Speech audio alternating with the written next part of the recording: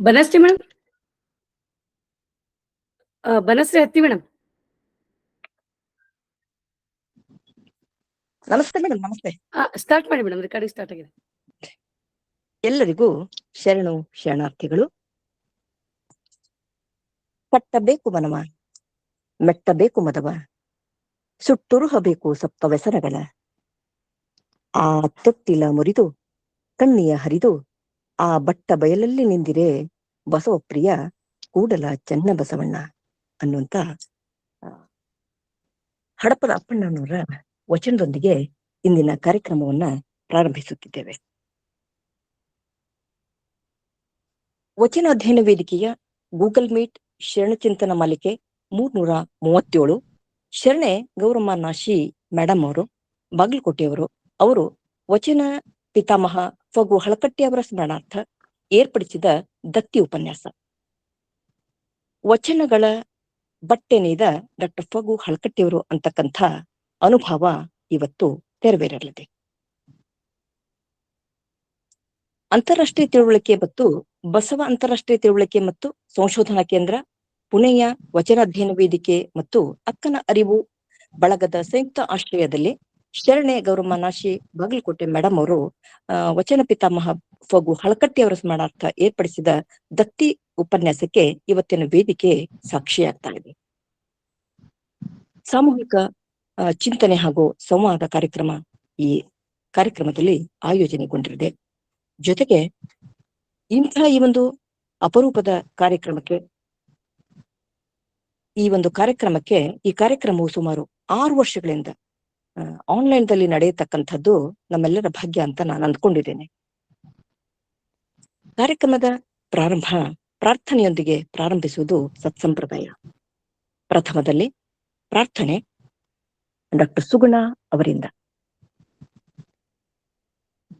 ಎಲ್ಲರಿಗೂ ಶರಣು ಶರಣಾರ್ಥಿಗಳು.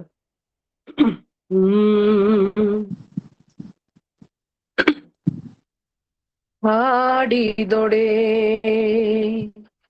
ಎನ್ನೊಡೆಯನ ಹಾಡುವೆ,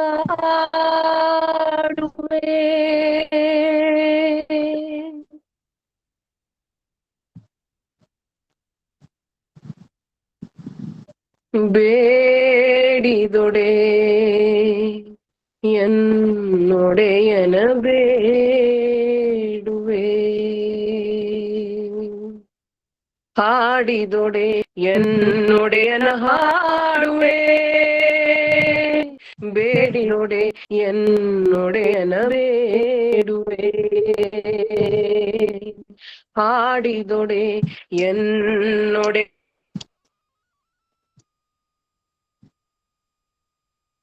ಯನ ಹಾಡುವೆ,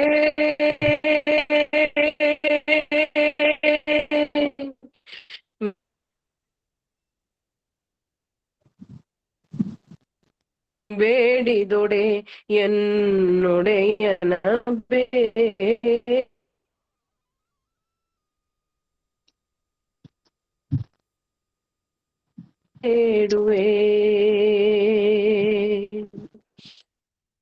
ಒಡೆಯ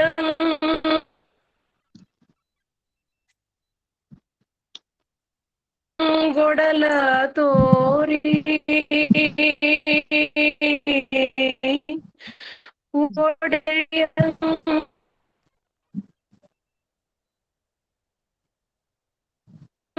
ಗೊಡಲ ತೋರಿ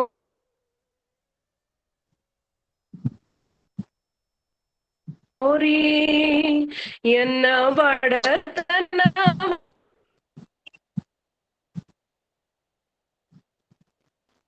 ಭಿನ್ನಯಿಸುವೆ.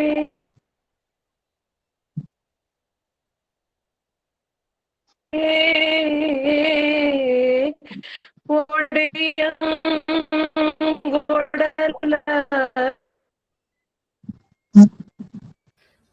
ಮೇಡಮ್ ವಾಯ್ಸ್ ಕಟ್ ಆಗ್ತಾ ಇದೆ. ತೋರಿ ಒಡೆಯಂಗೊಡಲ ತೋರಿ ಎನ್ನ ಬಡತನವ ಭಿನ್ನಯಿಸುವೆ. ಒಡೆಯ ಮಹಾರಾಣಿ ಕೂಡಲ ಸಂಗಮ ಒಡೆಯ ಮಹಾಬೇವೆ ನನ್ನ ಹಾಡುವೆ.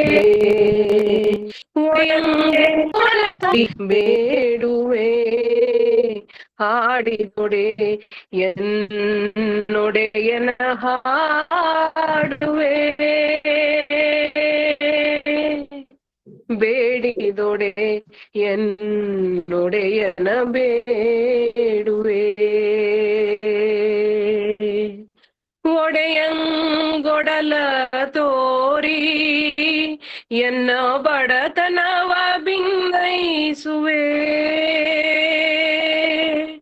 ಒಡೆಯ ಮಹಾದಾನಿ ಕೂಡಲ ಸಂಗಮ ಒಡೆಯ ಮಹಿಗೆ ಸೆರಗೊಡ್ಡಿ ಬೇಡುವೆ ನನ್ನ ದೇವನಿಗೆ ಸೆರಗೊಡ್ಡಿ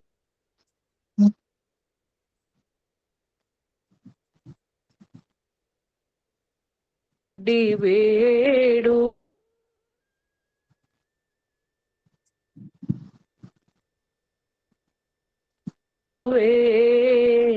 ಹಾಡಿದೊಡೆ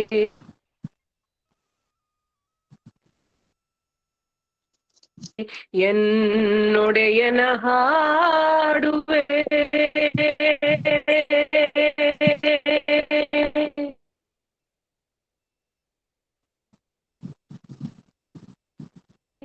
ಬೇಡಿದೊಡೆ ಎನ್ನೊಡೆಯನ ಬೇಡುವೆ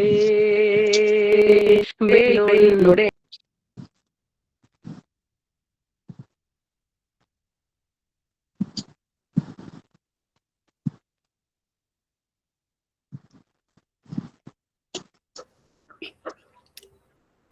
ವಾಯ್ಸ್ ಮ್ಯೂಟ್ ಆಯ್ತು ಅನ್ಸುತ್ತೆ ಸುಗುಣ ಮೇಡಮ್. ಹೌದ್ರಿ, ಯಾಕ ಕ್ಲಿಯರ್ ಆಗಿಲ್ಲ ನೋಡ್ರಿ. ಹೌದು ಸರ್. ಮೇಡಮ್ ಬರ್ತಿಲ್ಲ ಸೌಂಡ್ ಈಗ? ಇಲ್ಲ, ಈಗ ಬರ್ತಾ ಇದೆ. ಯಾಕೋ ವಾಯ್ಸ್ ಫುಲ್ ಕಟ್ ಕಟ್ ಆಯ್ತು ಮೇಡಮ್. ನಾ ಇನ್ನೊಂದ್ಸತಿ ಹಾಡ್ಲಾ ಮೇಡಮ್? ದಯವಿಟ್ಟು ಮೇಡಮ್. Okay madam, okay.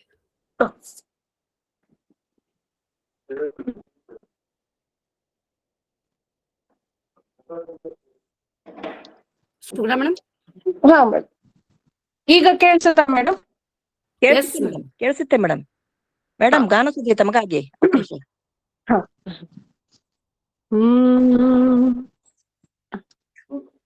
ಹಾಡಿದೊಡೆ ಎನ್ನೊಡೆಯನ ಹಾಡುವೆ ಬೇಡಿದೊಡೆ ಎನ್ನೊಡೆಯನ ಬೇಡುವೆ ಹಾಡಿದೊಡೆ ಎನ್ನೊಡೆಯನ ಹಾಡುವೆ ಬೇಡಿದೊಡೆ ಎನ್ನೊಡೆಯನ ಬೇಡುವೆ ಒಡೆಯಂಗೊಡಲ ತೋರಿ ಒಡೆಯಂಗೊಡಲ ತೋರಿ ಎನ್ನ ಬಡತನವ ಬಿನ್ನೈಸುವೆ ಒಡೆಯಂಗೊಡಲ ತೋರಿ ಎನ್ನ ಬಡತನವ ಬಿನ್ನೈಸುವೆ ಒಡೆಯ ಮಹಾದಾನಿ ಕೂಡಲ ಸಂಗಮ ಒಡೆಯ ಮಹಾದಾನಿ ಕೂಡಲ ಸಂಗಮ ದೇವನಿಗೆ ಸೆರಗೊಡ್ಡಿ ಬೇಡುವೆ ನನ್ನ ದೇವನಿಗೆ ಸೆರಗೊಡ್ಡಿ ಬೇಡುವೆ ಹಾಡಿದೊಡೆ ಎನ್ನೊಡೆಯನ ಹಾಡುವೆ ಬೇಡಿದೊಡೆ ಎನ್ನೊಡೆಯನ ಬೇಡುವೆ ಒಡೆಯಂಗೊಡಲ ತೋರಿ ಒಡೆಯಂಗೊಡಲ ತೋರಿ ಎನ್ನ ಬಡತನವ ಬಿನ್ನೈಸುವೆ ಒಡೆಯಂಗೊಡಲ ತೋರಿ ಎನ್ನ ಬಡತನವ ಬಿನ್ನೈಸುವೆ ಒಡೆಯ ಮಹಾದಾನಿ ಕೂಡಲ ಸಂಗಮ ಒಡೆಯ ಮಹಾದಾನಿ ಕೂಡಲ ಸಂಗಮ ದೇವನಿಗೆ ಸೆರಗೊಡ್ಡಿ ಬೇಡುವೆ, ನನ್ನ ದೇವನಿಗೆ ಸೆರಗೊಡ್ಡಿ ಬೇಡುವೆ. ಹಾಡಿದೊಡೆ ಎನ್ನೊಡೆಯನ ಹಾಡುವೆ, ಬೇಡಿದೊಡೆ ಎನ್ನೊಡೆಯನ ಬೇಡುವೆ, ಬೇಡಿದೊಡೆ ಎನ್ನೊಡೆಯನ ಬೇಡುವೆ, ಬೇಡಿದೊಡೆ ಎನ್ನೊಡೆಯನ ಬೇಡುವೆ. ಎಲ್ಲರಿಗೂ ಶರಣು ಶರಣಾರ್ಥಿಗಳು. ಸುಶ್ರಾವ್ಯವಾದ ಗಾನಸುಧೆ ಕಾರ್ಯಕ್ರಮದ ಕಳೆ. ಪ್ರಾರ್ಥನೆ ಬದುಕಿನ ಸಂಗತ್ಯ. ಡಾಕ್ಟರ್ ಸುಗುಣಾ ಮೇಡಮ್ ಅವರು ಅತ್ಯಂತ ಸುಶ್ರಾವ್ಯವಾಗಿ ಪ್ರಾರ್ಥನೆಯನ್ನ ಮಾಡಿದಂತಹ ಅವರಿಗೆ, ಶುಭ ಚಾಲನೆಯನ್ನು ಮಾಡಿದಂತಹ ಅವರಿಗೆ ವೇದಿಕೆ ಪರವಾಗಿ ಅನಂತ ಧನ್ಯವಾದಗಳು. ಸಂಪ್ರದಾಯದಂತೆ ಈ ವೇದಿಕೆಯಲ್ಲಿ ಆಗಮಿಸಿದಂತಹ ಸಕಲ ಗಣ್ಯರನ್ನು ಸ್ವಾಗತಿಸಲು ವೇದಿಕೆಗೆ ಬರುತ್ತಿದ್ದಾರೆ. ಸ್ವಾಗತ ಹಾಗೂ ಪರಿಚಯ ಮಾಡಲು ಶರಣೆ ಜಯಶ್ರೀ ಆಲೂರ್ ಮೇಡಮ್ ಅವರು. ಮೇಡಮ್, ವೇದಿಕೆ ತಮಗಾಗಿ. ಎಲ್ಲರಿಗೂ ಶರಣು ಶರಣಾರ್ಥಿ. ಓಂ ಶ್ರೀ ಗುರು ಬಸವಲಿಂಗಾಯ ನಮಃ. ಬಸವಾದಿ ಶರಣರನ್ನ ಎನ್ನ ಹೃನ್ಮಂದಿರದಲ್ಲಿ ಸ್ಮರಿಸುತ್ತಾ ವಚನ ಅಧ್ಯಯನ ವೇದಿಕೆ, ಬಸವಾದಿ ಶರಣರ ಚಿಂತನಕೂಟ ಹಾಗೂ ಅಕ್ಕನ ಅರಿವು ಸಂಘಟನೆಗಳ ಗೂಗಲ್ ಮೀಟ್ ಶರಣರ ಚಿಂತನ ಮಾಲಿಕೆ 337. ಶರಣೆ ಅಮ್ಮ ಗೌರಮ್ಮ ನಾಸಿ ಬಾಗಲಕೋಟೆ ಇವರು ವಚನ ಪಿತಾಮಹ ಫಗು ಹಳಕಟ್ಟಿ ಅವರ ಸ್ಮರಣಾರ್ಥ ಏರ್ಪಡಿಸಿದ ದತ್ತಿ ಉಪನ್ಯಾಸ ಕಾರ್ಯಕ್ರಮ. ಇಂದಿನ ಕಾರ್ಯಕ್ರಮದಲ್ಲಿ ಪ್ರಾಸ್ತಾವಿಕ ಪರಿಚಯ ಕಾರ್ಯಕ್ರಮದ ಹೊಣೆ ನನ್ನದಾಗಿದೆ. ಇವತ್ತಿನ ಕಾರ್ಯಕ್ರಮದಲ್ಲಿ ಸುಶ್ರಾವ್ಯವಾಗಿ ವಚನ ಪ್ರಾರ್ಥನೆಯನ್ನ ಗೈದು ಕಾರ್ಯಕ್ರಮಕ್ಕೆ ಶುಭ ಕೋರಿದಂತಹ ಶರಣೆ ಅಕ್ಕ ಡಾಕ್ಟರ್ ಸುಗುಣಾ ಅವರಿಗೆ ವೇದಿಕೆ ಪರವಾಗಿ ಸ್ವಾಗತವನ್ನ ಕೋರ್ತಾ ಇದ್ದೇನೆ. ಅದೇ ರೀತಿಯಾಗಿ ಇವತ್ತಿನ ಉತ್ತಮವಾದಂತಹ ಉಪನ್ಯಾಸವನ್ನ ನೀಡಲಿರುವ ಶರಣ ಡಾಕ್ಟರ್ ವಿ.ಡಿ. ಐಹೊಳ್ಳಿ, ವಿಶ್ರಾಂತ ಪ್ರಾಧ್ಯಾಪಕರು, ವಿಜಯಪುರ, ಇವರನ್ನ ವೇದಿಕೆಯ ಪರವಾಗಿ ನಾನು ಸ್ವಾಗತವನ್ನ ಕೋರ್ತಾ ಇದ್ದೇನೆ. ಇವತ್ತಿನ ಮಾರ್ಗದರ್ಶಕರು ಯಾವತ್ತೂ ನಮ್ಮ ವೇದಿಕೆಯ ರೂವಾರಿಗಳಾದಂತಹ ಡಾಕ್ಟರ್ ಶಶಿಕಾಂತ್ ಪಟ್ಟಣ್ ಅವರನ್ನು ಕೂಡ ನಾನು ವೇದಿಕೆ ಪರವಾಗಿ ಸ್ವಾಗತಿಸಿಕೊಳ್ತಾ ಇದ್ದೇನೆ. ಇನ್ನು ದತ್ತಿ ದಾನಿಗಳಾದಂತಹ ಶರಣೆ ಅಮ್ಮ ಗೌರಮ್ಮಮ್ಮ ನಾಶಿ ಹಾಗೂ ಅವರ ಸರ್ವ ಕುಟುಂಬಸ್ಥರನ್ನ ನಾನು ಪ್ರೀತಿಪೂರ್ವಕವಾಗಿ ಸ್ವಾಗತಿಸ್ತಾ ಇದ್ದೇನೆ. ಇವತ್ತಿನ ಕಾರ್ಯಕ್ರಮದಲ್ಲಿ ಭಾಗವಹಿಸಲಿರುವ ಸಂವಾದದಲ್ಲಿ ಭಾಗವಹಿಸಲಿರುವ ಎಲ್ಲ ಶರಣೆಯರನ್ನ ಹಾಗೂ ಜೊತೆಗೆ ಸಂಯೋಜಕರನ್ನ, ತಾಂತ್ರಿಕ ಸಹಾಯವನ್ನ ನೀಡುವ ಅಕ್ಕ ದಾನಮ್ಮನನ್ನ ಎಲ್ಲರನ್ನೂ ಪ್ರೀತಿಪೂರ್ವಕವಾಗಿ ಸ್ವಾಗತಿಸ್ತೇನೆ. ಕಾರ್ಯಕ್ರಮದ ಕೊನೆಯಲ್ಲಿ ವಚನ ಮಂಗಳವನ್ನ ಮಾಡಲಿರುವ ಶರಣೆ ಸರಸ್ವತಿ ಬಿರಾದಾರ್ ಅವರನ್ನು ಕೂಡ ಪ್ರೀತಿಪೂರ್ವಕವಾಗಿ ಸ್ವಾಗತಿಸಿಕೊಳ್ತಾ ಇದ್ದೇನೆ. ಇನ್ನು ಸಂಪ್ರದಾಯದಂತೆ ಇವತ್ತಿನ ಉಪನ್ಯಾಸಕರ ಒಂದು ಪರಿಚಯವನ್ನ ಹೇಳೋದು ವಾಡಿಕೆ. ಇವತ್ತಿನ ಉಪನ್ಯಾಸಕರ ಒಂದು ಪರಿಚಯವನ್ನ ಹೇಳೋದು ಅಂದ್ರೆ ಸಿಂಧುವನ್ನ ಬಿಂದುವಿನಲ್ಲಿ ಹೇಳಿದ ಹಾಗೆ ಅನ್ಸುತ್ತೆ. ಆದ್ರೂ ಕೂಡ ಸಂಕ್ಷಿಪ್ತವಾಗಿ ಹೇಳಲಿಕ್ಕೆ ಇಷ್ಟಪಡ್ತಾ ಇದ್ದೇನೆ. ಉಪನ್ಯಾಸಕರಾದಂತಹ ಶರಣ ಡಾಕ್ಟರ್ ವಿ.ಡಿ. ಐಹೊಳ್ಳಿ, ವಿಶ್ರಾಂತ ಪ್ರಾಧ್ಯಾಪಕರು, ವಿಜಯಪುರ. ಇವರ ಊರು ಮುಳವಾಡ, ತಾಲೂಕು ಬಸವನ ಬಾಗೇವಾಡಿ, ವಿಜಯಪುರ. ಅಂದ್ರೆ ಶರಣರ ನಾಡಿನಲ್ಲಿಯೇ ಅವರ ಒಂದು ವಾಸ ಅಂತ ಹೇಳ್ಬಹುದು. ಇವರ ಜನ್ಮ ದಿನಾಂಕ 25/7/1955. ಅಂದ್ರೆ ಮುಂದಿನ ತಿಂಗಳೇ ಅವರು ಜನ್ಮ ದಿನವನ್ನ ಆಚರಿಸಿಕೊಳ್ತಾ ಇದ್ದಾರೆ. ಅವರಿಗೂ ಕೂಡ ನಮ್ಮ ವೇದಿಕೆ ಪರವಾಗಿ ಅಡ್ವಾನ್ಸ್ ಆಗಿ ಹುಟ್ಟುಹಬ್ಬದ ಶುಭಾಶಯಗಳನ್ನ ತಿಳಿಸ್ಲಿಕ್ಕೆ ಇಷ್ಟಪಡ್ತಾ ಇದ್ದೇನೆ. ಇವರ ಪ್ರಾಥಮಿಕ ಶಿಕ್ಷಣ ಸರ್ಕಾರಿ ಶಾಲೆಯಲ್ಲಿ ಟಕ್ಕಳಕಿಯಲ್ಲಿ ಆಯಿತು. ಪ್ರೌಢ ಶಿಕ್ಷಣ SM ಹೈಸ್ಕೂಲು ಮುಳವಾಡದಲ್ಲಿ ಆಯಿತು. ಪದವಿ ಶಿಕ್ಷಣ ನೂತನ ಕಲಾ ಮಹಾವಿದ್ಯಾಲಯ ವಿಜಯಪುರದಲ್ಲಿ, ಹಾಗೇನೆ BEd ಪದವಿಯನ್ನ ಸರ್ಕಾರಿ ಶಿಕ್ಷಣ ಮಹಾವಿದ್ಯಾಲಯ ಜಮಖಂಡಿಯಲ್ಲಿ ಅವರು ಮುಗಿಸಿದ್ರು. MA ಮತ್ತು MEd ಪದವಿಗಳನ್ನ ಕರ್ನಾಟಕ ವಿಶ್ವವಿದ್ಯಾಲಯದಿಂದ ಅವರು ಪಡ್ಕೊಂಡ್ರು. MPhil ಮತ್ತು PhD ಪದವಿಯನ್ನ ಅಹಲ್ಯ ವಿಶ್ವವಿದ್ಯಾಲಯ ಇಂದೋರ್ ಅಂದ್ರೆ ಮಧ್ಯಪ್ರದೇಶದಿಂದ ಅವರು ಪಡೆದುಕೊಂಡಿದ್ದಾರೆ ಅಂತ ತಿಳಿಸಕ್ಕೆ ತುಂಬಾ ಹೆಮ್ಮೆ ಅನ್ಸುತ್ತೆ. ಇವರ ಸೇವಾ ಅವಧಿಯನ್ನ ನಾವು ತೆಗೆದುಕೊಂಡಾಗ 1981-82ರಿಂದ ಇವರ ಸೇವೆ ಪ್ರಾರಂಭವಾಯಿತು. JSS ಮಹಾವಿದ್ಯಾಲಯ ವಿಜಯಪುರದಲ್ಲಿ ಪ್ರಾಧ್ಯಾಪಕರಾಗಿ, ಪ್ರಾಚಾರ್ಯರಾಗಿ ಸೇವೆಯನ್ನ ಸುದೀರ್ಘವಾಗಿ ನಿರ್ವಹಿಸಿ 2015ರಲ್ಲಿ ನಿವೃತ್ತಿಯನ್ನ ಪಡೆದುಕೊಂಡ್ರು. 2015ರಿಂದ ಸಂಯೋಜನಾಧಿಕಾರಿಯಾಗಿ ಕೆಲಸವನ್ನ ನಿರ್ವಹಿಸಿದ್ದಾರೆ. ಸುಮಾರು 7 ವಿದ್ಯಾರ್ಥಿಗಳಿಗೆ PhDದಲ್ಲಿ ಮಾರ್ಗದರ್ಶನವನ್ನು ನೀಡಿದ್ದಾರೆ ಅನ್ನೋದು ಕೂಡ ಒಂದು ಹೆಮ್ಮೆಯ ವಿಚಾರ. 19ನೇ ಕನ್ನಡ ಸಾಹಿತ್ಯ ಸಮ್ಮೇಳನ ವಿಜಯಪುರದಲ್ಲಿ ಸರ್ವಾಧ್ಯಕ್ಷರಾಗಿ ಅವರು ಕೆಲಸವನ್ನ ನಿರ್ವಹಿಸಿದ್ದಾರೆ, ಸೇವೆಯನ್ನ ಸಲ್ಲಿಸಿದ್ದಾರೆ. ಇವರ ಪ್ರಕಟಣೆಗಳನ್ನ ನೋಡಿದ್ರಂತೂ ತುಂಬಾ ಸಂತೋಷ ಅನಿಸ್ತದೆ. ರಾಜ್ಯ, ರಾಷ್ಟ್ರ, ಅಂತಾರಾಷ್ಟ್ರೀಯ ಮಟ್ಟದ ಶಿಕ್ಷಣ ಹಾಗೂ ಸಾಹಿತ್ಯಕ್ಕೆ ಸಂಬಂಧಿಸಿದಂತೆ ಸುಮಾರು 70 ಲೇಖನಗಳು ಇವರು ಪ್ರಕಟವಾಗಿದ್ದಾವೆ ಅನ್ನೋದು ಒಂದು ಹೆಮ್ಮೆಯ ವಿಚಾರ. 50 ಪುಸ್ತಕಗಳಿಗೆ ಪ್ರಧಾನ ಸಂಪಾದಕರು ಹಾಗೂ ಸಂಪಾದಕರಾಗಿ ಒಂದು ಸೇವೆಯನ್ನ ಸಲ್ಲಿಸಿದ್ದಾರೆ.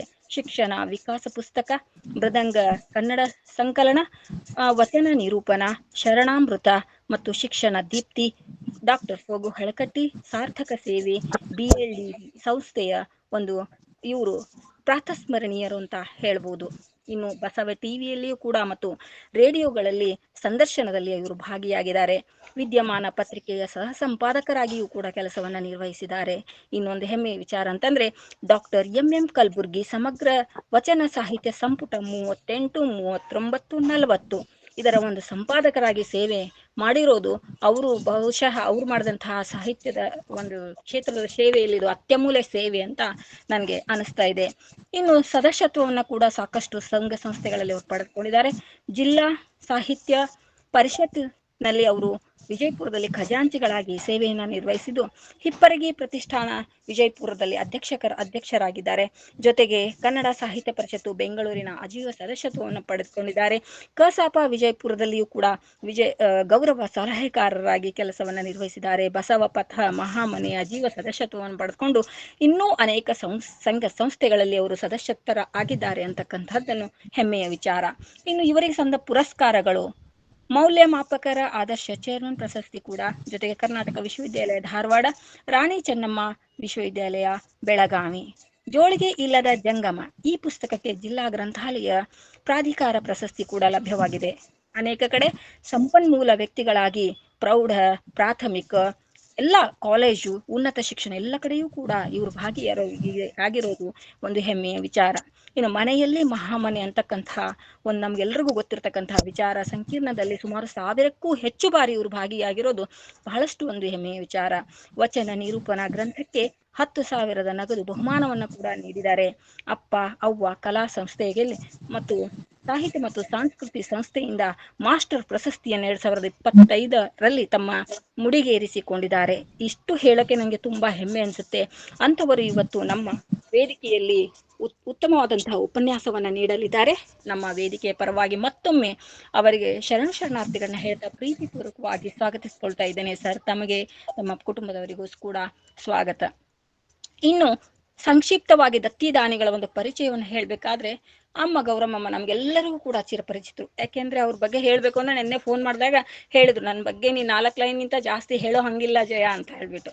ಅದಕ್ಕೆ ಬಹಳಷ್ಟು ಏನು ಹೇಳಲ್ಲ. ಅಮ್ಮ ಗೌರಮ್ಮಮ್ಮ ಹುಟ್ಟಿ ಬೆಳೆದು ಜೊತೆಗೆ ಪ್ರಾಥಮಿಕ, ಪ್ರೌಢ, ಪದವಿ ಎಲ್ಲ ಶಿಕ್ಷಣವನ್ನ ಹೆಚ್ಚಾಗಿ ಬಾಗಲಕೋಟೆಯಲ್ಲಿ ನಿರ್ವಹಿಸಿದ್ರು.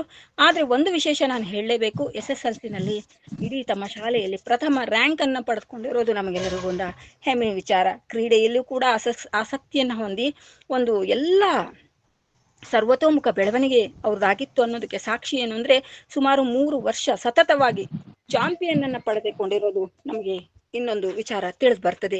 1966ರಲ್ಲಿ ಬಾಗಲಕೋಟೆಯಲ್ಲಿ ಶಿವಾನುಭವ ಪಾಠಶಾಲೆಯನ್ನ ಪ್ರಾರಂಭಿಸಿದ್ರು. ಈ ಒಂದು ಕಾರ್ಯ ಅವರ ಬದುಕಿನಲ್ಲಿ ಒಂದು ಹೊಸ ತಿರುವನ್ನ ತಂತು ಅಂತ ಹೇಳ್ಬೋದು. ಇನ್ನು ವೃತ್ತಿ ಜೀವನವನ್ನು ತೆಗೆದುಕೊಂಡಾಗ ರಾಧಾಕೇಸರಿ ಸಂಸ್ಥೆಯ ಅಲೋಕ್ ಅಂತಕ್ಕಂತಹ ಒಂದು ಮಾಧ್ಯಮಿಕ ಶಾಲೆಯಲ್ಲಿ ಶಿಕ್ಷಕಿಯಾಗಿ ಸೇವೆಯನ್ನು ಪ್ರಾರಂಭಿಸಿದ್ರು.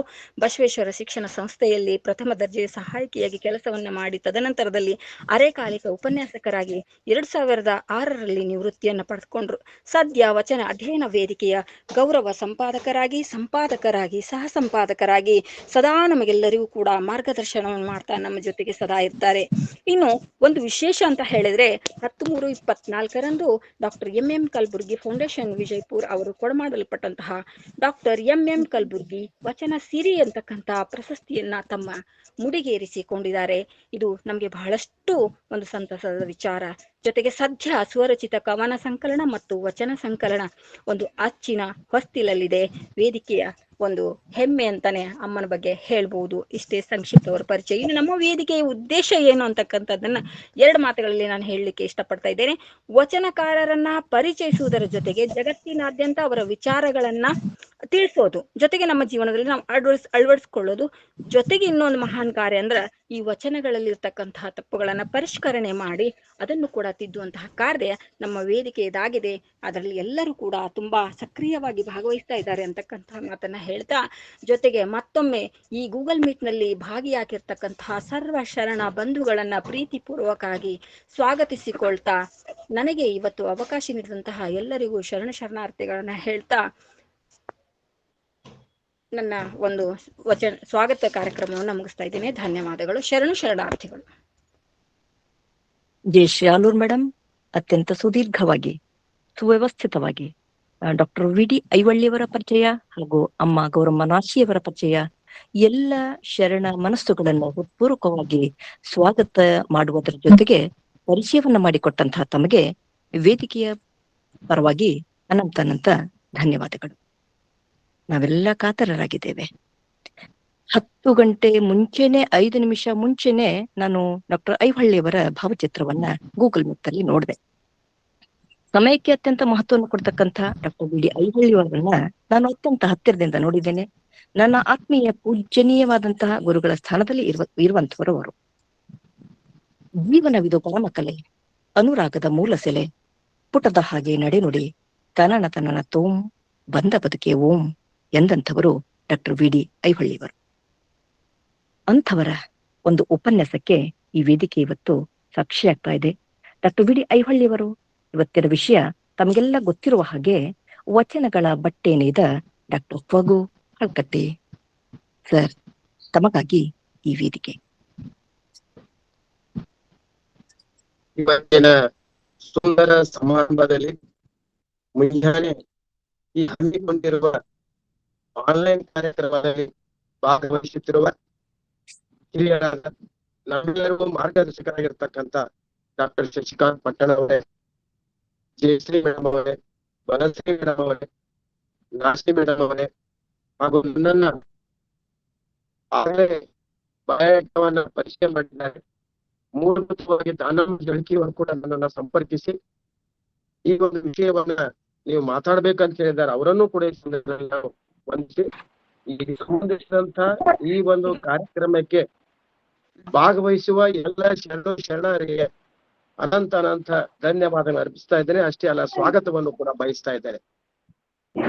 ಇದು ಒಂದು ಒಳ್ಳೆಯ ಕಾರ್ಯಕ್ರಮ. ಈ ಕಾರ್ಯಕ್ರಮದಲ್ಲಿ ಭಾಗವಹಿಸುವ ತಮ್ಮೆಲ್ಲರಿಗೂ ಮತ್ತೊಮ್ಮೆ ಆನ್ಲೈನ್ ಇರ್ತಕ್ಕಂಥ ಎಲ್ಲರಿಗೂ ಕೂಡ ಏನ್ ಮಾಡ್ತೇನೆ ಅಂದ್ರೆ ಮತ್ತೊಮ್ಮೆ ಶರಣಾರ್ಥಿಗಳನ್ನ ಸಲ್ಲಿಸ್ತಾ ಇದ್ದೇನೆ. ಫಗು ಹಳಕಟ್ಟಿಯವರು ಒಂದು ಮಾತನ್ನು ಹೇಳಿದ್ದಾರೆ. ಯಾವುದೇ ಒಂದು ಸಭೆ ಸಮಾರಂಭಗಳು ಪ್ರಾರಂಭವಾಗೋಕ್ಕಿಂತ ಮುಂಚೆ ಮತ್ತು ಕೊನೆಗೆ ವಚನವನ್ನ ಹೇಳುವುದು ಬಹಳ ಸೂಕ್ತ ಅನ್ನುವಂತ ಮಾತನ್ನ ತಮ್ಮ ಸಂದೇಶವನ್ನ ಕೊಟ್ಟು ಹೋಗಿದ್ದಾರೆ. ಈ ಮಾತನ್ನೇ ಯಾಕೆ ಹೇಳ್ತೇನೆ ಅಂತಂದ್ರೆ, ನಾನು ಮುಳುವಾಡವನಾಗಿದ್ದು ಕೂಡ ಪ್ರೌಢಶಾಲೆಯಲ್ಲಿ ಒಬ್ಬ ನಿರ್ದೇಶಕನಾದಾಗ ನಮ್ಮ PhD ಸಂಸ್ಥೆ ಇರ್ತಕ್ಕಂಥ ಹಲವಾರು ಅಂಗ ಸಂಸ್ಥೆಗಳಲ್ಲಿ ವಿದ್ಯಾಲಯಗಳಲ್ಲಿ ನಾನು ಮೊಟ್ಟ ಮೊದಲಿಗೆ ಈ ಪ್ರಾರ್ಥನೆಯನ್ನ, ಅದರ ವಿಶೇಷವಾಗಿ ವಚನವನ್ನ ನೀವು ಪ್ರಾರಂಭ ಮಾಡಿಸಬೇಕು ಅಂತ ನಾನು ಹೇಳಿದ್ದೇನೆ. ಅಲ್ಲಿ ಅನುಷ್ಠಾನಕ್ಕೆ ತಂದಿರ್ತಕ್ಕಂಥ ಎಲ್ಲರಿಗೂ ಕೂಡ ನಾನು ಮೊದಲು ಶರಣಾರ್ಥಿಗಳನ್ನ ಹೇಳ್ತಾ ಇದ್ದೇನೆ. ಯಾಕೆ ಈಗಲೂ ಕೂಡ ನಾನು ಎಷ್ಟೋ ಸಲ ಎಲ್ಲಿಗೆ ಹೋದಾಗಲೂ ಕೂಡ ಹಲವಾರು ಸಭೆ ಸಮಾರಂಭಗಳಲ್ಲಿ ಹೋಗಿರ್ತೇನೆ. ಹೋದಾಗ ಅವ್ರು ಹಾಡಲಿಲ್ಲ ಅಂದ್ರೆ ನಿಮ್ಗೆ ಯಾರಿಗೂ ಬರುದಿಲ್ಲ ಅಂತ ಕೇಳ್ಕೊಂಡು ಮಧ್ಯದಲ್ಲಿ ಕೂಡ ಹಾಡಿಸುವಂತ ಪ್ರಯತ್ನವನ್ನ ಮಾಡಿದ್ದೇನೆ. ಯಾಕಂತಂದ್ರೆ ಶರಣರ ನಾಡಿನಲ್ಲಿ ಇರುವಂತದ್ದನ್ನ, ಬಾಯಿ ಇಲ್ಲದವರಿಗೆ ಬಾಯಿ ಕೊಟ್ಟಿರ್ತಕ್ಕಂಥದ್ದನ್ನ, ಕಿವಿ ಇಲ್ಲಾರ್ದವರಿಗೆ ಕಿವಿ ಇದ್ದಂಥವನಿಗೆ ಕಿವಿಯನ್ನು ಕೊಟ್ಟಿರ್ತಕ್ಕಂಥದ್ದನ್ನ, ಕಣ್ಣು ಇಲ್ಲದವ್ರಿಗೆ ಏನ್ ಮಾಡಿದ್ರೆ ಕಣ್ಣು ಕೊಟ್ಟಿರ್ತಕ್ಕಂಥದ್ದನ್ನ, ಅಜ್ಞಾನದಲ್ಲಿದ್ದಿರ್ತಕ್ಕಂಥವ್ರಿಗೆ ಜ್ಞಾನವನ್ನ ಕೊಟ್ಟಿರ್ತಕ್ಕಂಥ ವ್ಯಕ್ತಿ ಬಸವಣ್ಣನು ನೆನೆದೇ ಇದ್ರೆ ಮತ್ತೆ ಯಾರು ನೆನೆಸ್ಬೇಕು ಹೇಳ್ರಿ ಶರಣರನ್ನ? ನಾವು ನಿಮ್ಮಂಥವರೇ ಕೂಡಿ ಇಂಥ ಹಲವಾರು ಕಾರ್ಯಕ್ರಮಗಳಲ್ಲಿ ಭಾಗವಹಿಸಿ ನಡೆದಾಗ ಮಾತ್ರ ಆ ಮಹಿಮೆಯರ ಶರಣ ನೋಡ್ಲಿಕ್ಕೆ ನಮಗೆ ಸಾಧ್ಯವಾಗುತ್ತೆ. ಈ ಉದಾಹರಣೆಗಾಗಿ ಲೋಕದಂತೆ ಬಾರರು, ಲೋಕದಂತೆ ಇರರು, ಲೋಕದಂತೆ ಹೋಗರು ನೋಡಯ್ಯ, ಪುಣ್ಯದಂತೆ ಬಪ್ಪರು, ಜ್ಞಾನದಂತೆ ಇಪ್ಪರು, ಮುಕ್ತಿಯಂತೆ ಓಹರ ನೋಡಯ್ಯ. ಉರ್ಲಿಂಗದೇವ ನಿಮ್ಮ ಶರಣರು ಉಪಮಾತೀತರಾಗಿ ಉಪಮಿಸಬಾರದು ಅನ್ನುವಂತ ಮಾತನ್ನ. ಇದು ಸಾಮಾನ್ಯವಲ್ಲ. ಎಲ್ಲಿಯೋ ಒಬ್ಬ ವ್ಯಕ್ತಿ ಸಮಾಜದಲ್ಲಿ ಅಸ್ತವ್ಯಸ್ತವಾದಾಗ ಏರುಪೇರುಗಳಾದಾಗ ಕಷ್ಟಗಳನ್ನ ಬಂದಾಗ ಎಲ್ಲೋ ಮಹಾಮಹಿಮರು ಹುಡ್ತಾರೆ ಅಂಥವ್ರಲ್ಲಿ ಅಂದ್ರೆ ಹಳಕಟ್ಟಿಯವರು ಅನ್ನೋದನ್ನ ಉರ್ಲಿಂಗ ದೇವ ತನ್ನ ಪ್ರಶಂಸೆಯ ಮೂಲಕವಾಗಿ ಈ ವಿಚಾರಗಳನ್ನು ಹೇಳಿದಾರೆ ಅಂತ ನಾನು ಭಾವಿಸ್ಕೊಂಡಿದ್ದೇನೆ. ಅದಕ್ಕಾಗಿ ಈಗಾಗಲೇ ಜಯಶ್ರೀ ಮೇಡಮ್ ಅವರು ವಚನವನ್ನ ಪ್ರಾರಂಭಿಸ್ಕೊಂತ ಹೇಳಿದ್ರು. ಬಹಳ ಒಳ್ಳೆಯ ವಿಚಾರಗಳನ್ನ ಅವ್ರು ಹೇಳಿದ್ದಾರೆ. ನನಗೆ ಬಹಳ ಸಂತೋಷವಾಗಿದೆ. ಮೊದಲ ಏನದಲ್ಲ, ಈ ವಚನದಿಂದ ಪ್ರಾರಂಭವಾಗಿರ್ತಕ್ಕಂಥ ಈ ಕಾರ್ಯಕ್ರಮಕ್ಕೆ ನಾನು ಮೊದಲು ಶರಣಾರ್ಥಿಗಳು ಸಲ್ಲಿಸ್ತಾ ಇದ್ದೆ. ಇನ್ನ ಹಳಕಟ್ಟಿಯವ್ರ ಬಗ್ಗೆ ಎಷ್ಟು ಹೇಳಿದ್ರು ಕಡಿಮೆ.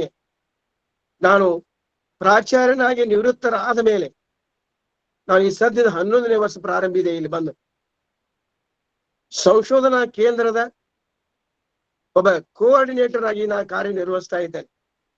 ನಿಜವಾಗ್ಲೂ ಇಲ್ಲಿ ಬಂದ ಮೇಲೆ ನನಗೆ ಬಹಳಷ್ಟು ಪರಿಣಾಮಕಾರಿ ಪ್ರಭಾವ ಬೀರಿದ್ದು ಅಂತಾನೆ ಪಗು ಹಳಕಟ್ಟಿಯವರು. ಅದಕ್ಕಾಗಿ ಕಣಿವೆಯರು ಒಂದು ಮಾತನ್ನೇ ಹೇಳ್ತಾರೆ, ಯಾವುದೋ ಅಮೃತಗಳಿಗೆ ನಿಮ್ಮ ದೃಷ್ಟಿಗೆ ಬಿತ್ತು, ಕೂತಿಟ್ಟ ಹೊನ್ನಗಣಿ ತೋಡಿದರು ಹಗಲಿರಳು, ಮೈಮರೆತು ಹೊರತೆಗೆದರು ಹೇರಿದಿರಿ ಬಂಡಿ ಬಂಡಿ, ಚಿನ್ನದದಿರು ಹಿಂಗೀತ ಹಸಿವು ನೀರಿಡಕ್ಕೆ ಅಂತ ಮಾತಾಡಿದಾರ ಚನ್ನವರ ಕಣಿವೆಯವರು. ಯಾವ ಮಾತನ್ನ ಹೇಳಿದಾರ ಅಂತ ಗಮನಿಸಬೇಕು. ಹಗಲ ಈರುಳು ಹಸಿವು ನೀರಡಿಕೆ ಬಿಟ್ಟು ಅದೇ ಏನಪ್ಪಾ ಅಂತಂದ್ರೆ ವಚನಗಳ ಸಂಗ್ರಹ, ತಾಡೋಲೆಗಳನ್ನ, ಕೋರಿ ಕಾಗದಗಳನ್ನ ಸಂಗ್ರಹ ಮಾಡಿದ್ದಕ್ಕೆ ಏನಾಗಿದೆ ಅಂದ್ರೆ ಇಲ್ಲಿ ಏನ್ ಹೇಳಿದ್ರೆ ಕವಿ ಅಂದ್ರೆ ಅವು ಸಿಕ್ಕಾಗ ಮಾತ್ರ ಏನಿದೆ ಅಂದ್ರೆ ನಮ್ಮ ಹಸಿವು ನೀರಡಿಕೆ ಆಯಿತು ಅಂತ ಮಾತನಾಡಿದೆ. ಸಾಮಾನ್ಯ ಮಾತಲ್ಲ. ಅಂದ್ರೆ ಎಷ್ಟು ಮಹತ್ವದ ವ್ಯಕ್ತಿ ನಮ್ಮ ಜೀವನ ಮುಂದೆ ಅದಾರ ಅನ್ನೋದ್ರ ಬಗ್ಗೆ ನಾವು ನಿಜವಂತವಾಗಿ ನೋಡ್ಬೇಕಾಗಿದೆ. ಹಾಗಾದ್ರೆ ಇದನ್ನ ನಾಶಿ ಮೇಡಮ್ ಅವರು ದತ್ತಿ ಕೊಟ್ರು. ಯಾಕೆ ಕೊಟ್ರು? ಬಹಳ ಅವರು ಕೂಡ ಶರಣ ಸಾಹಿತ್ಯದಲ್ಲಿ ಬಹಳಷ್ಟು ಸೇವೆಯನ್ನು ಮಾಡಿದ್ದಾರೆ. ನಾವು ಬಿಜಾಪುರದಲ್ಲಿದ್ದಾಗಿ ಅವರಿಗೆ ಪ್ರಶಸ್ತಿ ಕೊಟ್ಟಿದ್ರು ನನಗೆ ಗೊತ್ತಿದೆ. ಅವರು ಕೂಡ ಶರಣ ಸಾಹಿತ್ಯದಲ್ಲಿ ಬಹಳಷ್ಟು ಕೆಲಸವನ್ನು ಮಾಡಿದ್ದಾರೆ. ಯಾಕೆ ಈ ಮಾತನ್ನು ಹೇಳ್ತೇನೆ ಅಂತಂದ್ರೆ, ಪ್ರತಿಭೆಯನ್ನು ಗುರುತಿಸುತ್ತದೆ. ಅದಕ್ಕಾಗಿ ಶರಣರನ್ನು ಗುರುತಿಸ್ತಾರೆ. ಹಾಗೆ ಮೇಡಮ್ ಅವರು ಗುರುತಿಸ್ಕೊಂಡು ಪಗು ಹಳಕಟ್ಟಿಯವರು ಮಾಡಿದ ತ್ಯಾಗ, ಪ್ರಾಮಾಣಿಕತೆ, ತಾಳ್ಮೆ ಇಂಥ ಹಲವಾರು ಮೌಲ್ಯಗಳನ್ನ ಜೀವನದಲ್ಲಿ ಅಳವಡಿಸಿಕೊಳ್ಳದಂತವ್ರಿಗೆ ನಾವು ಗೌರವ ಕೊಡುವುದು ಬಹಳ ಮಹತ್ವದ ಉದ್ದೇಶಕ್ಕಾಗಿ ಆ ತತ್ತಿ ನೀಡಿದಕ್ಕೆ ಸಾರ್ಥಕ ಅಂತ ನಾನು ಭಾವಿಸ್ಕೊಂಡಿದ್ದೇನೆ. ಹಾಗೆ ಯಾಕೆ ನಾವು ಇವರ ಬಗ್ಗೆ ಹೇಳಬೇಕು? ಏನು ವಿದ್ಯೆ? ಸುಮಾರು 145 ವರ್ಷಗಳು, 146 ಮಾಡ್ತಾರೆ ನಾವೀಗ 1981. ಯಾಕೆ ನಮ್ಮ ಹಿರಿಯರನ್ನ ನೆನೆಸೋದಿಲ್ಲ, ನೆನೆಸೋ ಹೆಸರು ಗೊತ್ತಿರಂಗಿಲ್ಲ. ಆದರೆ ಇಷ್ಟು ವರ್ಷ ಆದ್ರೂ ಕೂಡ ಪಗು ಹಳಕಟ್ಟಿ ಅವ್ರಿಗೆ ಯಾಕೆ ನೆನೆಸ್ತೇವೆ ಅಂತಂದ್ರೆ, ಜನಮಾನಸದಲ್ಲಿ ಒಬ್ಬ ಸಾಮಾನ್ಯ ಮನುಷ್ಯನಾಗಿ ಅಸಾಮಾನ್ಯವಾಗಿರ್ತಕ್ಕಂಥ ವಿಷಯಗಳು ಬಿತ್ತಿದ್ರ ಪರಿಣಾಮವಾಗಿ ನಾವ್ ಏನ್ ಮಾಡ್ತೇವಪ್ಪ ಅಂತಂದ್ರ ಈ ವರ್ಷ ಸಾಹಿತ್ಯವನ್ನ ನಾವು ಸಾಮಾನ್ಯ ಕೊಟ್ಟಿರ್ತಕ್ಕಂಥದ್ದು ಅಭ್ಯಾಸ. ಬಸವಣ್ಣವರು ಏನ್ ಹೇಳ್ತಾರ ಅಂತಂದ್ರೆ, ಅವರು ಜನವಾಣಿಯನ್ನೇ ದೇವವಾಣಿಯನ್ನಾಗಿ ಮಾಡಿರ್ತಕ್ಕಂಥ ಶರಣರು ಅಂತ ಹೇಳ್ಬಿಟ್ರು. ಒಂದ ಮಾತು ಮಾತು ಇನ್ನೇ ಹೇಳುದಿಲ್ಲ. ಹಾಗಾಗಿ ಯಾಕೆ ಇದನ್ನ ಮಾಡಬೇಕು? ಸಾಂಸ್ಕೃತಿಕ ವಾರಸುದಾರರ ಮಾಡಿದ ಸೇವೆಯನ್ನ ನಾವು ನೆನೆಸಬೇಕು. ಒಂದ್ ಮಾತು ಬರ್ತದೆ, ಉಪಕಾರ ಮಾಡಿದವನು ಮರೆಯಬೇಕು, ಉಪಕರಿಸಿಕೊಂಡವರು ಯಾವಾಗಲೂ ನೆನೆಯಬೇಕು ಅನ್ನುವಂತ ಮಾತನ್ನ ನೆನಪಿಟ್ರೆ. ಹಾಗೆ ಪರಿಣಾಮವಾಗಿ ಈ ಸಾಂಸ್ಕೃತಿಕ ವಾರಸುದಾರರಾಗಿರ್ತಕ್ಕಂಥ ಪಗು ಹಳಕಟ್ಟಿಯವರು ಈ ಸಂದರ್ಭ ನೆನೆಯುವುದು ಬಹಳ ಅವಶ್ಯ ಇದೆ. ಯಾಕಂತಂದ್ರೆ ಬದುಕಿನಲ್ಲಿ ಇರ್ತಕ್ಕಂಥದನ್ನ ನಡೆ ನುಡಿ ಒಂದಾಗಿರಿಸಿಕೊಂಡು ಜೀವನದಲ್ಲಿ ಅಳವಡಿಸತಕ್ಕ ಹಲವಾರು ಕೆಲಸಗಳನ್ನ ನಮ್ಮ ಮಾದರಿಯಾಗಿ ತಿಳಿಸಿಕೊಟ್ಟಿದ್ದಾರೆ ಪಗು ಹಳಕಟ್ಟಿಯವರು. ಅದಕ್ಕಾಗಿ ಹೇಳ್ತಾರೆ ಅಷ್ಟು ಸಲ, ತನಗಾಗಿ ಮಾಡಿದ ತ್ಯಾಗ ಕೇವಲ ತಾತ್ಕಾಲಿಕವಾಗಿರುತ್ತದೆ, ಸಮಾಜಕ್ಕಾಗಿ ಮಾಡಿದ ತ್ಯಾಗವು ಶಾಶ್ವತವಾಗಿರುತ್ತದೆ ಅನ್ನುವಂತ ಮಾತನ್ನ ನೆನಪಿಟ್ಟಿರ್ಬೇಕು. ಅಂತ ಒಂದು ಶಾಶ್ವತ ಕೆಲಸವನ್ನು ಮಾಡಿದರ ಪರಿಣಾಮವಾಗಿ ನಾವು ದೈನಂದಿನ ಒಬ್ಬ ಸಾಂಸ್ಕೃತಿಕ ವಾರಸುದಾರ ನೆನೆಸುವ ಅವಶ್ಯವಿದೆ ಅನ್ನೋದನ್ನ ಮೊನ್ನೆ ಮಾತು ತಿಳ್ಕೊಂಡಿರ್ಬೇಕು. ಹಾಗಾದ್ರೆ ಇವನ್ನ ಎಷ್ಟೋ ಮೌಲ್ಯಗಳು ನಮ್ಮ ಮಾಯವಾಗುವುದನ್ನು ಕಾಣ್ತೇವೆ ನಾವು. ಮೌಲ್ಯಗಳು ಯಾವ ಇರಬಹುದು? ತ್ಯಾಗ, ತಾಳ್ಮೆ, ಪ್ರಾಮಾಣಿಕೆ ಮತ್ತು ಇನ್ನಿತರ ಶಾಂತಿ, ನೆಮ್ಮದಿ ಎಷ್ಟೋ ಅದಾವ. ಇವು ಕಡಿಮೆ ಆಗಿತ್ತಿರುವ ಸಂದರ್ಭದಲ್ಲಿ ಇಂಥ ಮಹಾನ್ ವ್ಯಕ್ತಿಗಳ ಜೀವನದ ಚರಿತ್ರೆಯನ್ನ, ವಿಚಾರಗಳನ್ನ ನಾವು ತಿಳಿದುಕೊಳ್ಳುವುದರಿಂದ ಸ್ವಲ್ಪ ಆದರೂ ಈ ಮೌಲ್ಯಗಳನ್ನ ನಮ್ಮ ಬದುಕಿನ ಅಳವಡಿಸಿಕೊಂಡಾಗ ಶರಣರ ಸೇವೆ ಮಾಡಿದ್ದು ಸಾರ್ಥಕವಾಗುತ್ತೆ ಅನ್ನುವಂಥದ್ದನ್ನು ನಾನು ಭಾವಿಸಿಕೊಂಡಿದ್ದೇನೆ. ಆ ದೃಷ್ಟಿಯಿಂದ ಇದನ್ನ ನಾವು ಇವರ ದಿನವನ್ನ ಆಚರಿಸಬೇಕಾಗಿದ್ದು ಬಹಳ ಮಹತ್ವವಿದೆ.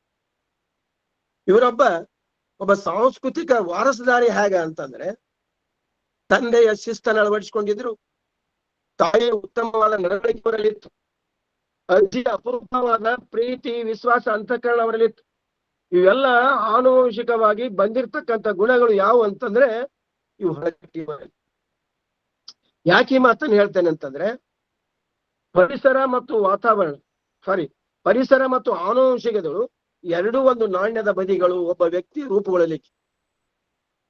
ಆನುವಂಶಿಕ ಅಂದ್ರೆ ಉದಾಹರಣೆಗಾಗಿ ಪಗು ಅಳಕಟ್ಟಿಯವರ ತಂದೆ ತಾಯಿಗಳು ಒಂದು, ಪಗು ಅಳಕಟ್ಟಿಯವರೆಲ್ಲ ಅಪ್ಪ, ಅವರ ತಂದೆ ತಾಯಿಗಳು ಇವರ ಅವ್ವ, ಇವರ ತಂದೆ ತಾಯಿಗಳು 75 ಅಂಕ ತಿಳ್ಕೊಂಡು ಈ ಪರಿಸರದಿಂದ ನಾವೇನ್ ಮಾಡ್ತೇವೆ, ಮತ್ತೊಂದು 25% ಬರ್ತೇವೆ.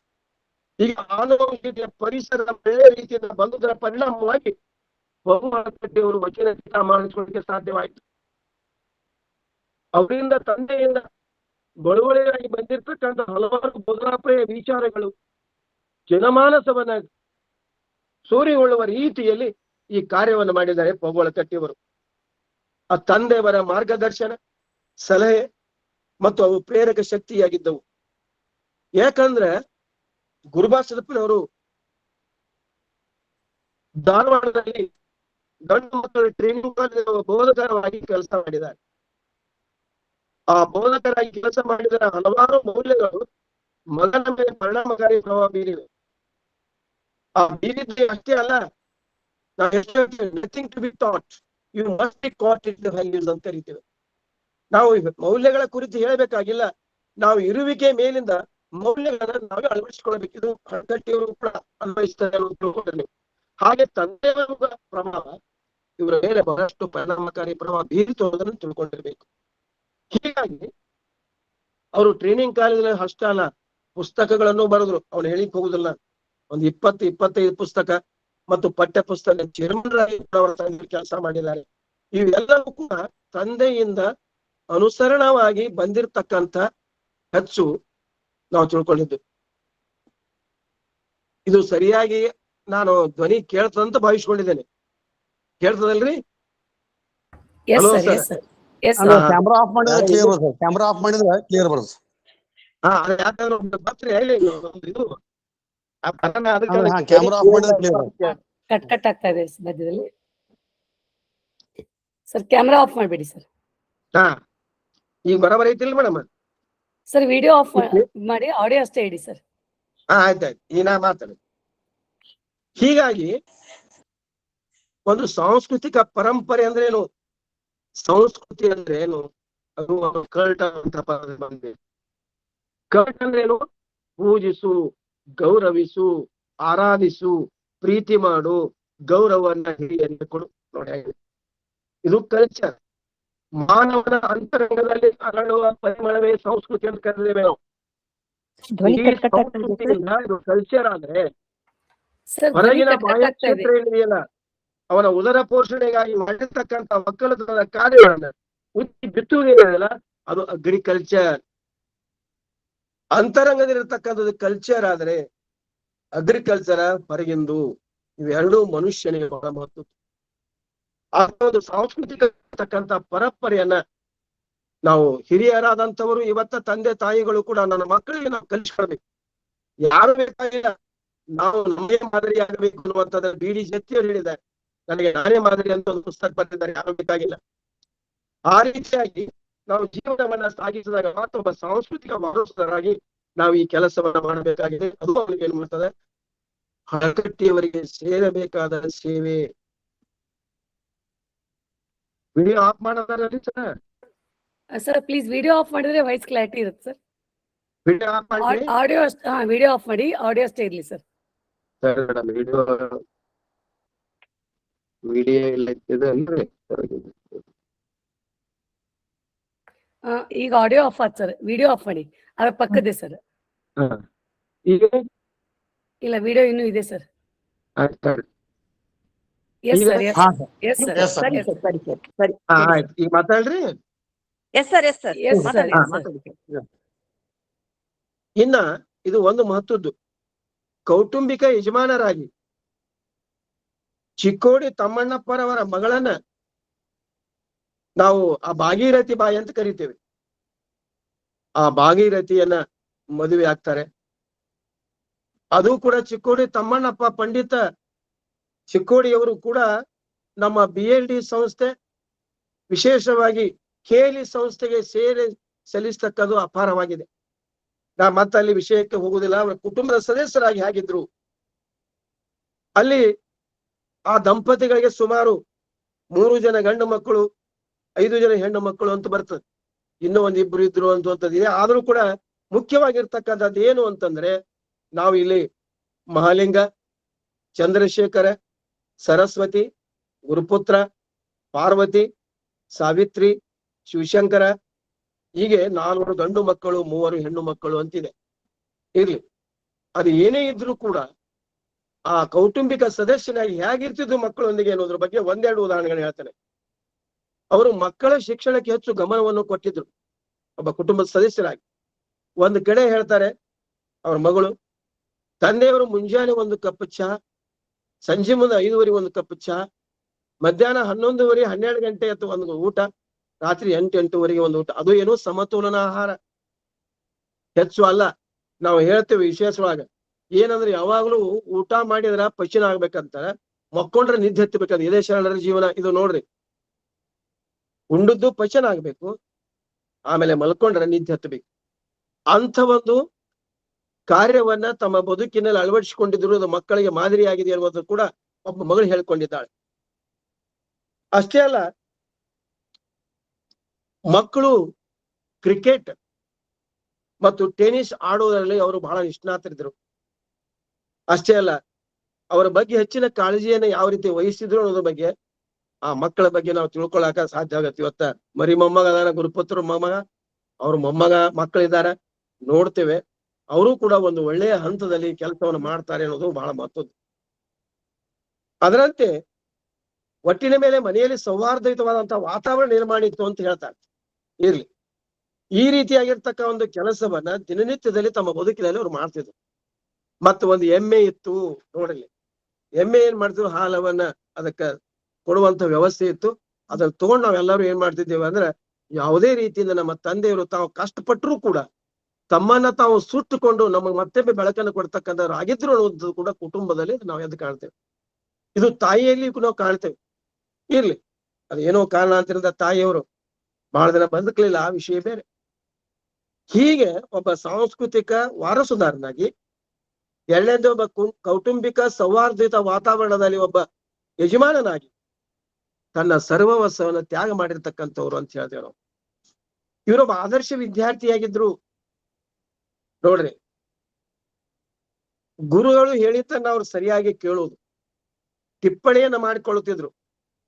ಯಾರೋ ಒಬ್ಬ ಶಿಕ್ಷಕರು ಅವರು ಪ್ರೌಢಶಾಲೆ ಹಂತದಲ್ಲಿದ್ದಾಗ, ವೀರಶೈವರು ಶೂರರು ಅಲ್ಲ, ಧೀರರು ಅಲ್ಲ, ಅವರು ರಾಜಕಾರಣಿಗಳು ಯಾರು ಆಗಿಲ್ಲ, ಮತ್ತು ಯಾರು ರಾಜರು ಆಗಲಿಲ್ಲ. ಇದು ಎಲ್ಲವೂ ಮನುಷ್ಯನ ಅವನ ಪಗು ಹಳಕಟ್ಟಿಯವರ ಮನಸ್ಸಿನ ಮೇಲೆ ಯಾವೂ ಕೂಡ ಇವು ಇದ್ದು ಎಲೆಯಾಳ. ಶಿಕ್ಷಕರಾದಂಥವ್ರು ಈ ರೀತಿಯಾದಂತಹ ಬೋಧನೆ ಮಾಡ್ತಾರಂದ್ರೆ ನಾನು ಇದನ್ನ ಎತ್ತಿ ಹಿಡಿಬೇಕು. ವೀರಶೈವರು ಯಾವುದಕ್ಕೂ ಕಡಿಮೆ ಇಲ್ಲ ಅನ್ನುವಂಥದ್ದನ್ನ ಮನಸ್ಸಿನ ಆಳದಲ್ಲಿ ಅವು ಇಟ್ಕೊಂಡಿರ್ತಕ್ಕಂಥ ವಿದ್ಯಾರ್ಥಿ. ಮ್ಯಾಟ್ರಿಕ್ ಪಾಸ್ ಆದ್ಮೇಲೆ ಅವ್ರು ಕಾಲೇಜ್ಗೆ ಹೋಗ್ತಾರೆ.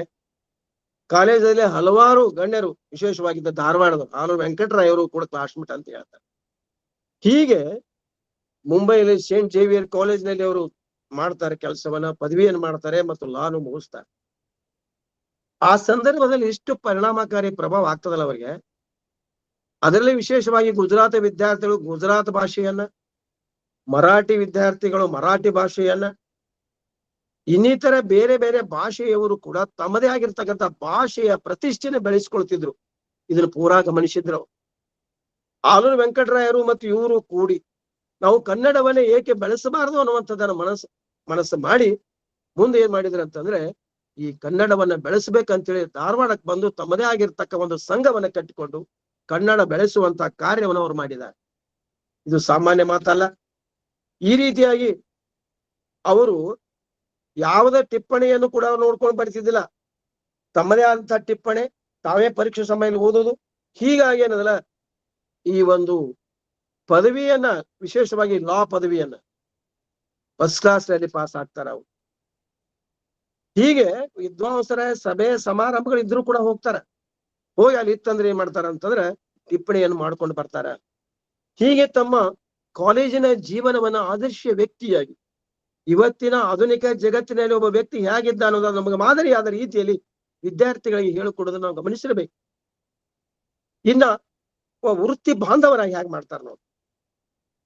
ಅವರು ಈ ವಕೀಲ ವೃತ್ತಿಯನ್ನೇ ಬೆಳೆಸ್ಕೊಂಡು ಬಂದ್ಮೇಲೆ, ಮುಗಿಸ್ಕೊಂಡು ಬಂದ್ಮೇಲೆ ಕೆಲವು ದಿನ ಬೆಳಗಾವಿಗೆ ಹೋಗ್ತಾರಲ್ಲಿ, ಚೌಗಲ ಅವರ ಇದತ್ತಲ್ಲಿ ಹೋಗಿ ವಕೀಲರಂತಕ್ಕೆ ಕೆಲವೊಂದು ಪ್ರಾಕ್ಟೀಸ್ ಮಾಡ್ತಾರೆ.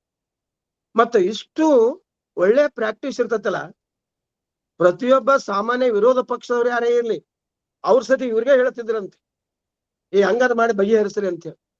ಹಿಂಗ ಎಷ್ಟೋ ನ್ಯಾಯಾಲಯದಲ್ಲಿರ್ತಕ್ಕಂಥ ಸಮಸ್ಯೆಗಳನ್ನ ಬಗೆಹರಿಸಿದ್ರು ಅನ್ನುವಂಥದ್ದು ಕೂಡ ಬರ್ತದೆ.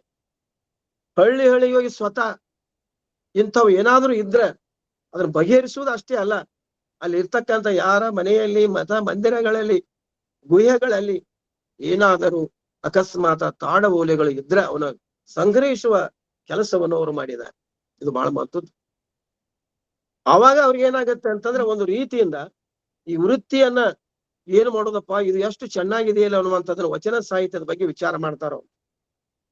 ಮುಂದೆ ಇದೆಲ್ಲಾ ಆದ್ಮೇಲೆ ಬಿಜಾಪುರಕ್ಕೆ ಬರ್ತಾರ, ಮತ್ ಸ್ವಲ್ಪ ಧಾರವಾಡಕ್ಕೆ ಇರ್ತಾರ. ಬಿಜಾಪುರದ ಬಂದ ಮೇಲೆ 1904ರಲ್ಲಿ ತಮ್ಮ ವೃತ್ತಿಯನ್ನು ಪ್ರಾರಂಭಿಸ್ತಾರ. ಮಾಡಿಸೋತ್ ಏನ್ ಮಾಡ್ತಾರಪ್ಪ ಅಂದ್ರ ಬಿಜಾಪುರದಲ್ಲಿ ಈ ಒಂದು ಸಂಗ್ರಹ ಕಾರ್ಯವನ್ನು ಮಾಡ್ತಾ ಬರ್ತಾರ ಒಬ್ಬ ವೃತ್ತಿ ಬಾಂಧವರಾಗಿ. ನಾವು ಎಷ್ಟೋ ಸಲ ಒಂದ ವೃತ್ತಿಯನ್ನ ಸರಿಯಾಗಿ ಮಾಡ್ಲಿಕ್ಕೆ ಆಗುದಿಲ್ಲ. ಇವರ ವಕೀಲ ವೃತ್ತಿಯನ್ನ ಪ್ರಾರಂಭಿಸುವ ಅಷ್ಟೇ ಅಲ್ಲ, ಜನಾನುರಾಗಿಯಾಗಿರ್ತಕ್ಕಂಥ ಜನಮನೋನಿಗೆ ಗೆದ್ದಿರ್ತಕ್ಕಂಥ ಈ ಒಂದು ಹಳಕಟ್ಟಿಯವರು ವಿಶೇಷವಾಗಿ ವಚನ ಸಾಹಿತ್ಯದ ಸಂಗ್ರಹಣೆ ಕೈ ಹಾಕ್ತಾರೆ. ಇದು ಬಹಳ ಮಹತ್ವದಿದೆ.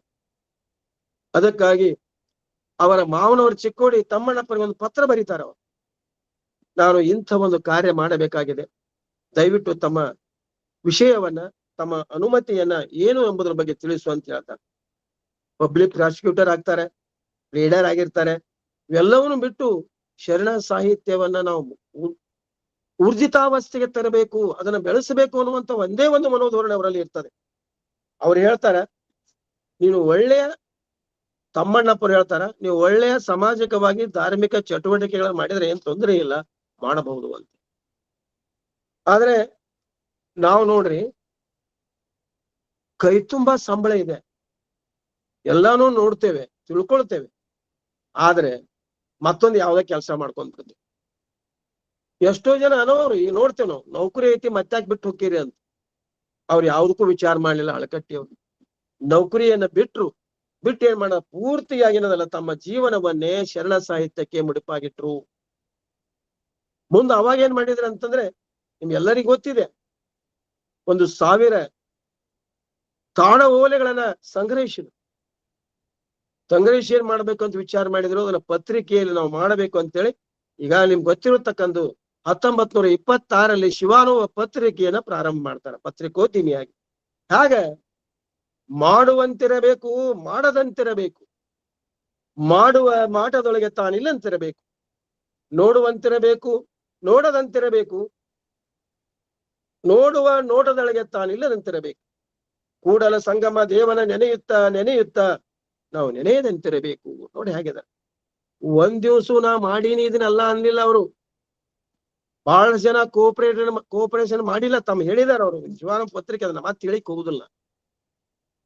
ಏನು ಮಾಡ್ಯಾರ, ನಾ ಎಲ್ಲ ಮಾಡಿದ ಭಗವಂತನ ಇಚ್ಛೆ. ನೋಡುವುದು ಆಯ್ತು, ಅವ್ ಏನ್ ಮಾಡ್ತಾರ ಹೇಳಿದಿಲ್ಲ. ಚಂದ್ರಶೇಖರ್ ಮಗ ತೀರಿಕೊಂಡ, ಶಿವನ ಕೊಟ್ಟು ಶಿವನ ಸೊಲ್ಲು ಹೋಯಿತು ಅಂತ ಹೇಳ್ಬಿಟ್ಟು. ಎಂತಾದ್ರಿ ಹೋಗ್ಲಿಕ್ಕೆ ಒಕ್ಕಿರ್ಲಿಲ್ಲ. ಆ ವಿಷಯ ಮುಂದೆ ಬರ್ತದ, ಅವ್ರ ಸ್ಥಿತಪ್ರಜ್ಞೆಯವರು ಅನ್ನೋದ್ರಲ್ಲಿ ಬರ್ತದೆ.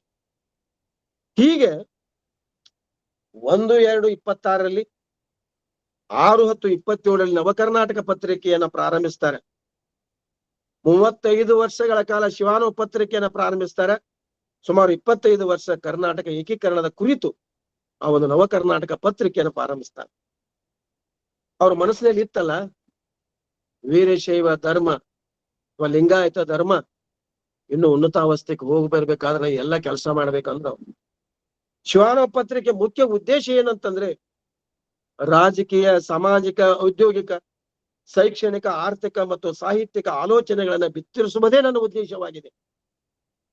ನೋಡ್ರಿ ಹಾಗಿದೆ, ರಾಜ ಮಹಾರಾಜರು ಇರಬಹುದು, ದೇವರು ಇರಬಹುದು, ಆಮೇಲೆ ಇನ್ನಿತರ ಷಟ್ಸ್ಥಳಗಳು ಇರಬಹುದು, ಏನೇ ಇರಲಿ, ಇಂಥವುಗಳನ್ನ ನಾನು ಹೆಕ್ಕಿ ತೆಗೆದು ಅವನೇನ್ ಮಾಡಬೇಕು, ಸರಿಯಾದ ಜನ ಕೊಡುವುದರಿಂದ ಏನಕ್ಕಂದ್ರೆ ಒಳ್ಳೆಯ ದಾರಿಯನ್ನು ಕಾಣಲಿಕ್ಕೆ ಸಾಧ್ಯವಾಗತ್ತೆ. ಹೀಗೆ ಶಿವಾನವ ಪತ್ರಿಕೆ ವಿವಿಧ ಮುಖಗಳನ್ನ ಕರ್ನಾಟಕ ಏಕೀಕರಣ ಸಲುವಾಗಿ ಅಲ್ಲಿ ನವ ಕರ್ನಾಟಕ ಪತ್ರಿಕೆಯನ್ನ ಅವರು ಹೊರಡಿಸುವಂತ ಕಾರ್ಯ ಮಾಡ್ತಾರ. ಇದು ಅಂತೂ ನಿಮ್ಗೆ ಗೊತ್ತಿದೆ. ಏನು ಅಂತಂದ್ರ ಅವ್ರ ಪತ್ರಿಕೆ ಇದು ನಾವು ಹೇಳ್ಬೇಕಾದಾಗ ನಿಮ್ಗೆ ಗೊತ್ತಿದೆ ಯಾವ್ದಂತಂದ್ರೆ, ಈಗ ಒಂದೇದು ವಚನಶಾಸ್ತ್ರ ಸಾರ ಒಂದು ಬರಿತ ಎಷ್ಟು ಅವ್ರಿಗೆ ಪತ್ರಿಕೆ ಅದಕ್ಕಂತ ಎಷ್ಟು ಜನಮೆಚ್ಚಿಗೆ ಪಡಿತಾರ ಅಂದ್ರೆ ಎಷ್ಟು ಚೆನ್ನಾಗಿ ಬರ್ದಾರ ಅಂತ ನಿಮಗೆ ಹೇಳ್ಬೇಕಂದ್ರ, ಅದೇ R.R. ದಿವಾಕರ್ ಅವರು ಇವರ ಕನ್ನಡ ಪತ್ರಿಕೆಯನ್ನು ತಗೊಂಡು ಇಂಗ್ಲಿಷ್ ನಲ್ಲಿ ಬರೋದು ಎಷ್ಟೋ ಹಣವನ್ನು ಗಳಿಸಿದ್ದನ್ನು ನಾವು ಕಾಣ್ತೇವೆ. ಆದ್ರೆ ಇವ್ರೇನು ಆಗ್ಲಿಲ್ಲ. ಇನ್ನೂ ದಿನಪತ್ರಿಕೆಗಳನ್ನ ನಾವು ನೋಡಿದಾಗ, ಅವ್ರು ಕಳಿಸುವಂತ ರೀತಿಗಳನ್ನ ನೋಡಿದಾಗ ನಿಜವಾಗ್ಲೂ ಏನಪ್ಪಾ ಅಂತಂದ್ರ ಎಷ್ಟು ಚೆನ್ನಾಗಿ ಬರ್ದಾರ, ಅವ್ರು ಏನ್ ಮಾಡ್ಯಾರ ಅನ್ನೋದನ್ನ ನಾವು ಗಮನದಲ್ಲಿಟ್ಟುಕೊಂಡಿರ್ಬೇಕಾಗತ್ತ. ಹೀಗೆ ಶಿವಾನುವ ಪತ್ರಿಕೆಯನ್ನ ಮಾಡುವುದರ ಮೂಲಕವಾಗಿ ನಿಮಗೆ ಇವತ್ತು ಹೇಳ್ತೇನೆ, ಈಗಾಗಲೇ 2008ರಲ್ಲಿ ಡಾಕ್ಟರ್ M.M. ಕಲಬುರ್ಗಿ ಅವರ ಪ್ರಧಾನ ಸಂಪಾದಕತ್ವದಲ್ಲಿ ಡಾಕ್ಟರ್ ಪಗು ಹೊಳಕಡ್ಡಿ ಅವರ ಸಮಗ್ರ ಸಾಹಿತ್ಯದ 15 ಸಂಪುಟಗಳು ಪ್ರಕಟವಾಗಿವೆ. ಇವತ್ತು ಸುಮ್ಮನೆ ಹೇಳ್ತಾನ. ಆದ್ರೆ ಕೇವಲ ಏನಾಯ್ತು, ಹಳಕಟ್ಟಿಯವರು ಮಾಡಿದ್ದು M.M. ಕಲಬುರ್ಗಿ ಅವರದಾಯ್ತು. ಈ ಎಲ್ಲಾ ಸಂಪುಟಗಳು ನಮ್ಮ ಸಂಶೋಧನಾ ಕೇಂದ್ರದಲ್ಲಿ ಮುಗಿದು ಹೋಗಿಬಿಟ್ಟಿವೆ. ಹಾಗಾದ್ರೆ ಮತ್ತೆ ಎಲ್ಲರೂ ಬಂದು ಕೇಳಿಲಿಕ್ಕೆ ಹತ್ತಿದ್ದಾರೆ, ಸರ್ ಅವ್ ಹೆಂಗ್ ಮಾಡ್ಬೇಕ್ರಿ, ಮತ್ತೆ ಇನ್ನಷ್ಟು ಬೇಕಲ್ರಿ, ನೀವು ಪ್ರಿಂಟ್ ಮಾಡ್ಸತ್. ನಮ್ಮ M.B. ಪಾಲ್ ಸಾಹೇಬ್ರ ಏನ್ ಮಾಡಿದಾರೆ ಅಂತಂದ್ರೆ, ಬರೇ ಪಗು ಹಳಕಟ್ಟಿ ಸಮಗ್ರ ಸಾಹಿತ್ಯ ಬೇಡ, ಅವೆಲ್ಲಾ ಶಿವಾನುವ ಪತ್ರಿಕೆ 35 ಅವನೇ ಎಲ್ಲ ಪ್ರಿಂಟ್ ಮಾಡಿಬಿಡ್ರಿ ಅಂತ ನೋಡ್ರಿ. ಬೇಕಾದ್ರ ಹಳಕಟ್ಟಿಯವ್ರದ್ದು ಹೆಂಗೋ ಅದ್ರಲ್ಲಿ ಇರ್ತಾವು. ಈಗ ಉದಾಹರಣೆಗಾಗಿ ಪಟ್ಟಣದವ್ರು ಬರ್ದಿರ್ಬಹುದು, ಜಯಶ್ರೀಯವರು ಬರೆದಿರ್ಬಹುದು, ರೇಷ್ಮೆ ಇವರು ನಾಶಿಯವರು ಬರೆದಿರ್ಬಹುದು, ದಾನಮ್ಮ ಬರೆದಿರ್ಬಹುದು, ಅವೆಲ್ಲಾ ಹೋಗ್ಬಿಡ್ತಾವಲ್ಲ. ಅದನ್ನ ಏನ್ ಮಾಡಿದ್ರಿ ಅಂತಂದ್ರ, ಅದ್ರ ಬರೆದಿರ್ತಕ್ಕಂಥ ಈಶ್ವರ್ ಶಣಕಲ್ ಅಂತ ಹೇಳ್ತೇನೆ, ಪ್ರಿಂಟಿಂಗ್ ಪ್ರೆಸ್ ಇರ್ತಕ್ಕಂಥ ಮಳಿ ಜೋಡ್ಸವನು ಏಕನ ಬರ್ದಾನ. ಆ ನಂತರ ಏನದಲ್ಲ, ಇಂಥ ಸ್ವಾಮಿಗಳು ಬೇರೆ ಬೇರೆ ತುಮಕೂರು ಸ್ವಾಮಿಗಳು, ಯಲ್ಲಟ್ಟಿಯವರು, ಮತ್ತ ಶಿರಟ್ಟಿಯವರು, ಹೀಗೆ ಹಲವಾರು ಜನ ಮೌಲಿಕವಾದಂತ ಲೇಖನಗಳೆಲ್ಲ ಇವೆ. ಆ ಲೇಖನಗಳು ಬೇಬೇಕಾದ್ರೆ ಇಡೀ 35 ಸಮಗ್ರ ಸಾಹಿತ್ಯ ಇರ್ತಕ್ಕಂಥ ನಾವು ಶಿವಾನುವ ಪತ್ರಿಕೆಯನ್ನು ಹೊರಡಿಸ್ಬೇಕಾಗತ್ತೆ. ಈ ಸದ್ಯ ಈ ಕಾರ್ಯ ನಡೆದಿದೆ, ನಿಮಗೆ ತೋರಿಸ್ತೀನಿ, ಇದು ಕಾಣ್ತದಂತ ನಾನು ಭಾವಿಸ್ಕೊಂಡಿದ್ದೇನೆ. ಬಂದಾತಲ್ಲಪ್ಪ ಸರ್ ಕೇಳಿಸ್ತಾ ಇದೆ, ಸರ್ ಕೇಳಿಸ್ತಾ ಇದೆ. ಕೇಳ್ತದ್ರಿ? ಇದು ಫೋಟೋ ಕಾಣ್ತಾವ ಇಲ್ಲಲ್ಲ, ವಿಡಿಯೋ? ಇಲ್ಲ ವಿಡಿಯೋ ಬ್ಯಾಡ ಸರ್, ಅಂದ್ರೆ ವಾಯ್ಸ್ ಕ್ಲಿಯರ್ ಆಗಲ್ಲ. ಈ ಕ್ಲಿಯರ್ ಇದೆ ಸರ್. ಈಗ ಏನಾಗಿದೆ, ಶಿವಾನುವ ಪತ್ರಿಕೆ ನಾವು ಈ ಸದ್ದ 3 ತಯಾರು ಮಾಡೇವಿ ಪುಸ್ತಕ್ರಿ, ಮತ್ತೀಗ 3 ಪ್ರಿಂಟಿಂಗ್ ಹೋಗ್ಯಾವ್ರಿ. ಇವು ಸುಮಾರು 35 ಸಮಗ್ರ ಸಂಪುಟಗಳನ್ನ ಮಾಡುವ ಕಾರ್ಯವನ್ನ ಮಾಡ್ಕೊಂಡಿದ್ದೀವಿ ಸದ್.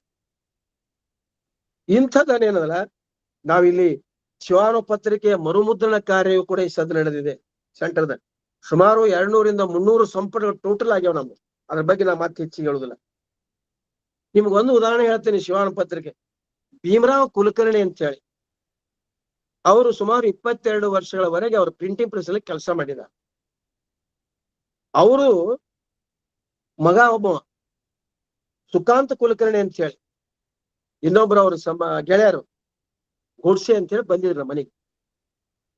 ಬಂದಾಗ ಸರ ಹಿಂಗ ಮತ್ತ ಅಪ್ಪ ಅವ್ರು ಹಿಂಗ್ ಮಾಡಿದಾರೆ ಹಿಂಗ ಅಂತಂದ್ರು. ಆಯ್ತು ನೋಡೋಣ್ರಿ, ಅವ್ ತೆಗೆದು ನೋಡೋಣ. ಅವನ್ನೆಲ್ಲಾ ಒಟ್ಟು ಸಂಪುಟಗಳನ್ನ ಪರಿಬಿಡಿಗಳು ತೆಗೆದು ನೋಡಿದಾಗ ಅವರ ತಂದೆಯರು ಸುಮಾರು 18 ಲೇಖನಗಳು ಬರೆದದ್ದು ಗೊತ್ತಾಯ್ತು. 18 ಲೇಖನಗಳು. ಅದ್ರ ಬಗ್ಗೆ ಶಿಕ್ಷಣ, ಸಾಹಿತ್ಯ, ಬದುಕು ಹೇಗಿರ್ಬೇಕು ಅನ್ನೋ ಒಬ್ಬ ಮಳೆ ಜೋಡಿಸುವ ವ್ಯಕ್ತಿ ಭೀಮರಾವ್ ಕುಲಕರ್ಣಿ ಅವರು. ಅದನ್ನ ನಿಮ್ಗೆ ವಿಡಿಯೋ ಬ್ಯಾಡ್ ಅಂತಿರ್ಲ, ಇಲ್ಲಿ ನಾನು ಜೆರಾಕ್ಸ್ ಮಾಡಿ ಕಾಪಿ ತಂದು ತೋರಿಸ್ಬೇಕಂತ ಮಾಡಿದ್ದೆ, ನಿಮ್ಗೆ ಕಾಣಂಗಿಲ್ಲ ಅಂತಿರ್ಲ. ಅದನ್ನೇ ಸಹಿತ ಏನ್ ಮಾಡಿದಾರೆ ಅಂದ್ರೆ, ಒಂದು ದಿವಸ ಅವ್ರ ತಂದೆಯವರು ಏನು 2015 ಏಪ್ರಿಲ್ 14ರಂದು ತೀರ್ಕೊಂಡ್ರಂತ. ಸರ ನೀವು ಒಂದಿಷ್ಟು ತಂದೆಯವ್ರ ಬ್ಯಾಗ ಹಳಕಟ್ಟಿಯವ್ರ ಬಗ್ಗೆ ಸ್ವಲ್ಪ ವಿಚಾರಣೆ ಹಂಚ್ಕೊಡ್ರಿ ಅಂತ ಹೇಳಿದ್ರು. ಅವ್ರು ಇದರಂತೆ ದತ್ತಿ ಉಪನ್ಯಾಸನ ಅವ್ರ ತಂದೆ ಹೆಸರು ಮಾಡಿ ಇಟ್ಟಿರ್ತಕ್ಕಂಥದನ್ನ ಆಯ್ತು ಅಂತ ನಾನು ಹಚ್ಕೊಂಡೇನೆ. ಅವಾಗ ಅವ್ರು ಹೇಳಿದ್ರು, 22 ವರ್ಷ ನಮ್ಮ ತಂದೆಯವರಲ್ಲಿ ಕೆಲಸ ಮಾಡ್ಯಾರ. ಅವಾಗ ನೋಡ್ರಿ ಒಬ್ಬ ಮಳಿ ಜೋಡಿಸುವಂತವ್ ಎಷ್ಟು ಲೇಖನ ಬರ್ದಾನ ಅನ್ನೋದು ಆಶ್ಚರ್ಯ ಆಗುತ್ತೆ. ಹೀಗೆ ಮತ್ತೆ ಈಶ್ವರ್ ಸಣ್ಕಲರು ನೋಡ್ರಿ, ಅವ್ರು 3.5 ವರ್ಷಗಳ ಕಾಲ ಸಹಾಯಕ ಸಂಪಾದಕರಾಗಿ ಕೆಲಸ ಮಾಡಿದ್ದಾರೆ ಹಳಕಟ್ಟಿ ಅವರು. ಇದರೊಳಗೆ ಅವ್ರ ಮನೆಯನ್ನ ಮಾರಿ ಹಿತಚಿಂತಕ ಪ್ರಿಂಟಿಂಗ್ ಪ್ರೆಸ್ ತಂದಾರ, ಅದನ್ನ ಮತ್ತೆ ನಿಮ್ಗೆಲ್ಲ ಗೊತ್ತಿದೆ. ಅವರು ಮಗ ಈ ಸದ್ ಹುಬ್ಳಿಗಳದಾನ, ಈಶ್ವರ್ ಸಣ್ಕಲ್ ಅವ್ರ ಮಗ. ಅವ್ರ ಮನೆಯವ್ರ ಲತಾ ಒಮ್ಮೆ ಸೆಂಟ್ರಕ್ ಬಂದ್ರಿ, ಸರ ನಮಗ್ ಹಿಂಗ್ ಬೇಕ್ರಿ, ಅಪ್ಪ ಅವ್ರದ್ದು ಈಗ ಸಂಪುಟ ಮಾಡ್ಬೇಕತ್ ಮಾಡೇವ್ರಿ ಅಂತ. ಮತ್ತ ಅವ್ರೆಲ್ಲಾ ಕಿತ್ ಹಾಕಿ ನೋಡಿ ಸುಮಾರು 25 ಕವನಗಳು ಅಲ್ಲಿ ಪ್ರಕಟವಾಗಿರೋದನ್ನ ನಾನು ನೋಡಿದೆ. ಅದನ್ನೆಲ್ಲಾ ಜೆರಾಕ್ಸ್ ಮಾಡಿಸಿ ಅವ್ರಿಗೆಲ್ಲರಿಗೂ ಹುಬ್ಬಳ್ಳಿಗೆ ನಾವು ಕಳಿಸ್ಕೊಡುವಂತ ವ್ಯವಸ್ಥೆಯನ್ನು ಮಾಡಿದ್ದೇವೆ. ಅಂದ್ರೆ ನಾ ಹೇಳ್ಬೇಕಾಗಿದ್ದು ಇಷ್ಟೇ, ಫಗು ಹಳಕಟ್ಟಿಯವರು ಯಾವ ರೀತಿಯಾಗಿ ಅವ್ರು ಅದನ್ನ ಕೆಲಸ ಮಾಡಿದ್ರು ಅನ್ನೋದಕ್ಕೆ ಇದೊಂದು ಉದಾಹರಣೆಗಳನ್ನ ನಿಮ್ಗೆ ಹೇಳ್ತೇನೆ. ಇಂತ ಸಾಕಷ್ಟು ಅದಾವು. ಆಮೇಲೆ ಇನ್ನೊಂದ್ ಏನಂತಂದ್ರ, ಈಶ್ವರ್ ಚಂದ್ರ ಚಿಂತಾಮಣಿ ಹೆಸರು ಕೇಳಿರಿ ನೀವು. ಅವ್ರು ಮಾಸ್ತರ್ ಇದ್ರಿ ಇಲ್ಲಿ ನಾಟಾಣ. ಅವ್ರೇನ್ ಮಾಡಿದ್ರ ಅಂದ್ರ ಅರವಿಂದ ಮಾತಾಜಿ ಪ್ರಸನ್ನ ಅಂತ ಒಂದು ಕಾಳ ನಾಟಕ ತಂದಿದ್ರ. ಅವರೇ ಹೇಳಿದ್ದನ್ನ ತರಾನ ಅವರು ಪ್ರಿಂಟಿಂಗ್ ಪ್ರೆಸ್ನ್ಯಾಗ ಹಳಕಟ್ಟಿ ಇರ್ಲಿಲ್ಲ. ಇಲ್ಪ ಇದೊಂದು ಪ್ರಿಂಟ್ ಮಾಡಿಸ್ಬೇಕಲ್ಲ ಹಂಗ ಅಂತ ಕೇಳ್ಯಾರ. ಅವ್ರು ಮಾಡಿಸ್ರಿ ಅಂತಂದ್ರ ಅವಾಗ ಹಳಕಟ್ಟಿ ಇಲ್ಲ ಮತ್ತರ ಬಂದ್ ನೋಡ್ಯಾರ. ನಾನು ಇರ್ಲಿ ಬತ್ತು ಇಲ್ಲ ಅನ್ ಬತ್ತು ಏನ್ ಮಾಡು, ಇಲ್ಲಿ ಮ್ಯಾಗ ಅರವಿಂದ ಮತ್ ಬರ್ದಾರಲ್ಲ ಅರವಿಂದ ಮಾತಾಜಿ ಪ್ರಸನ್ನ ಬದ್ಲಿ ಬಸವೇಶ್ವರ ಪ್ರಸನ್ನ ಬರೀತಾರನ್ನ ಕೇಳು, ಪುಕ್ಕಟ ಮಾಡಿಕೊಡ್ತೀನಿ ಅಂದ್ರ. ನೋಡ್, ಅವ್ರು ಊರಾನವ್ರು ಬ್ಯಾಡ ಅಂತಾರೆ, ಬ್ಯಾಡ ಅಂತಂದು ಕಡೆಗೆ ಅದನ್ನ ಮಾಡ್ಯಾರ ಬಿಡ್ರಿ. ಅಂದ್ರ ಬಸವಣ್ಣನವರ ಮೇಲೆ ಇರ್ತಕ್ಕಂಥ ಶರಣರ ಮೇಲೆ ಇರ್ತಕ್ಕಂಥ ಪ್ರೀತಿ ವಾತ್ಸಲ್ಯ ಎಷ್ಟಿತ್ತು ಅನ್ನೋದ್ರ ಬಗ್ಗೆ ನಾವು ಹಳಕಟ್ಟಿಯವರು ಫ್ರೀ ಆಗಿ ಮಾಡ್ಕೊಡ್ತಾರ ಅಂದ್ರ ಎಷ್ಟೊಂದು ಅವರಲ್ಲಿ ಗೌರವ ಇತ್ತು ಅನ್ನೋದ್ರ ಬಗ್ಗೆ ನಾವು ನಾಚಿಕೊಳ್ಬೇಕಾಗುತ್ತೆ. ಹೀಗೆ ಅವರು ಈ ವಚನವನ್ನ ಕಲೆ ಹಾಕಿ ಪರೀಕ್ಷೆ ಮಾಡಿ ಅವುಗಳನ್ನ ಸಂಗ್ರಹಿಸಿ ಪರೀಕ್ಷಿಸಿ ವಿಮರ್ಶೆಗೆ ಒಳಪಡಿಸಿ ನಂತರ ಪ್ರಕಟಿಸಿ ಶುದ್ಧೀಕರಿಸುವಂತ ಕಾರ್ಯವನ್ನು ಅವ್ರು ಮಾಡಿದ್ದಾರೆ. ಸರ್ ಎಷ್ಟು ಪ್ರಾಮಾಣಿಕರಾದಾರ ಒಂದು ಉದಾಹರಣೆ ಹೇಳ್ತೇನೆ. ಅವರ ಶಿವಾನುವ ಪತ್ರಿಕೆ 2ನೇ ಸಂಪುಟದವ ನನ್ನ ಪರೀಕ್ಷಣೆ ಮಾಡುವಾಗ ಈ ಪ್ರಿಂಟ್ ಆಗ್ಯದದು.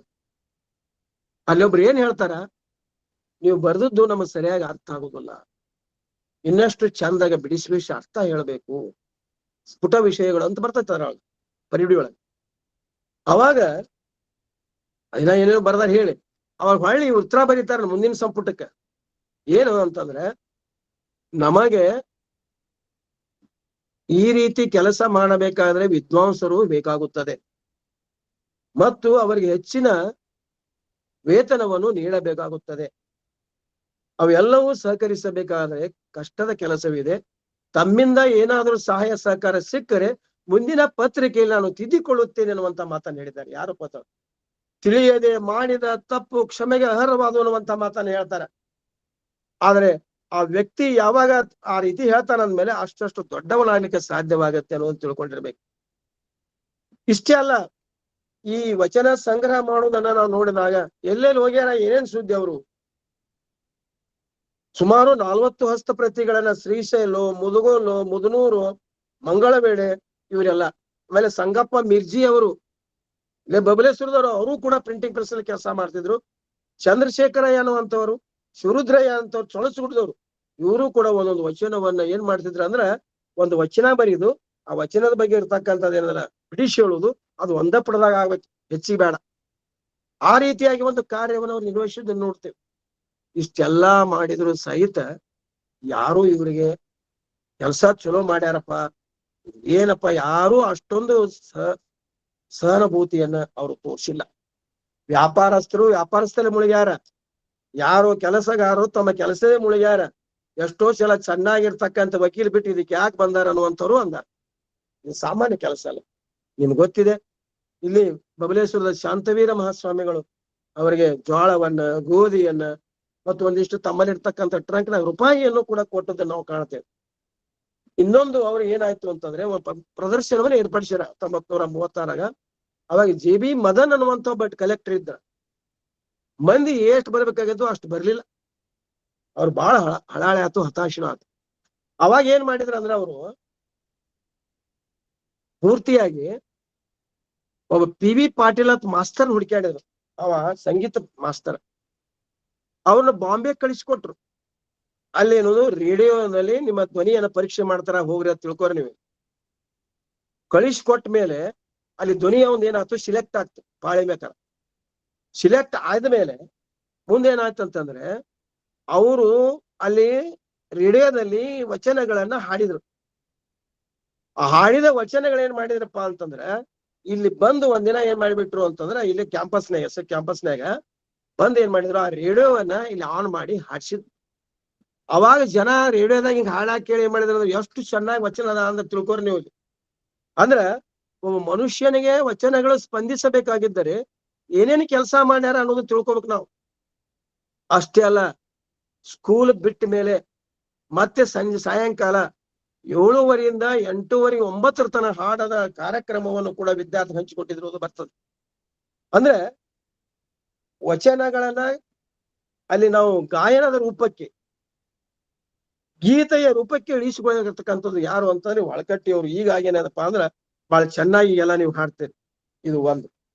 ಒಬ್ಬ ಶಿಕ್ಷಣ ತಜ್ಞರಾಗಿ ಏನ್ ಕೆಲಸ ಮಾಡಿದ್ರು, ಇಲ್ಲಿ ಬಿಜಾಪುರದಾಗ ಮರಾಠಿ ಮಯವಾಗಿತ್ತು. ಎಷ್ಟೋ ಸಲ ನಾವು ನೋಡಿದ್ದೇವೆ.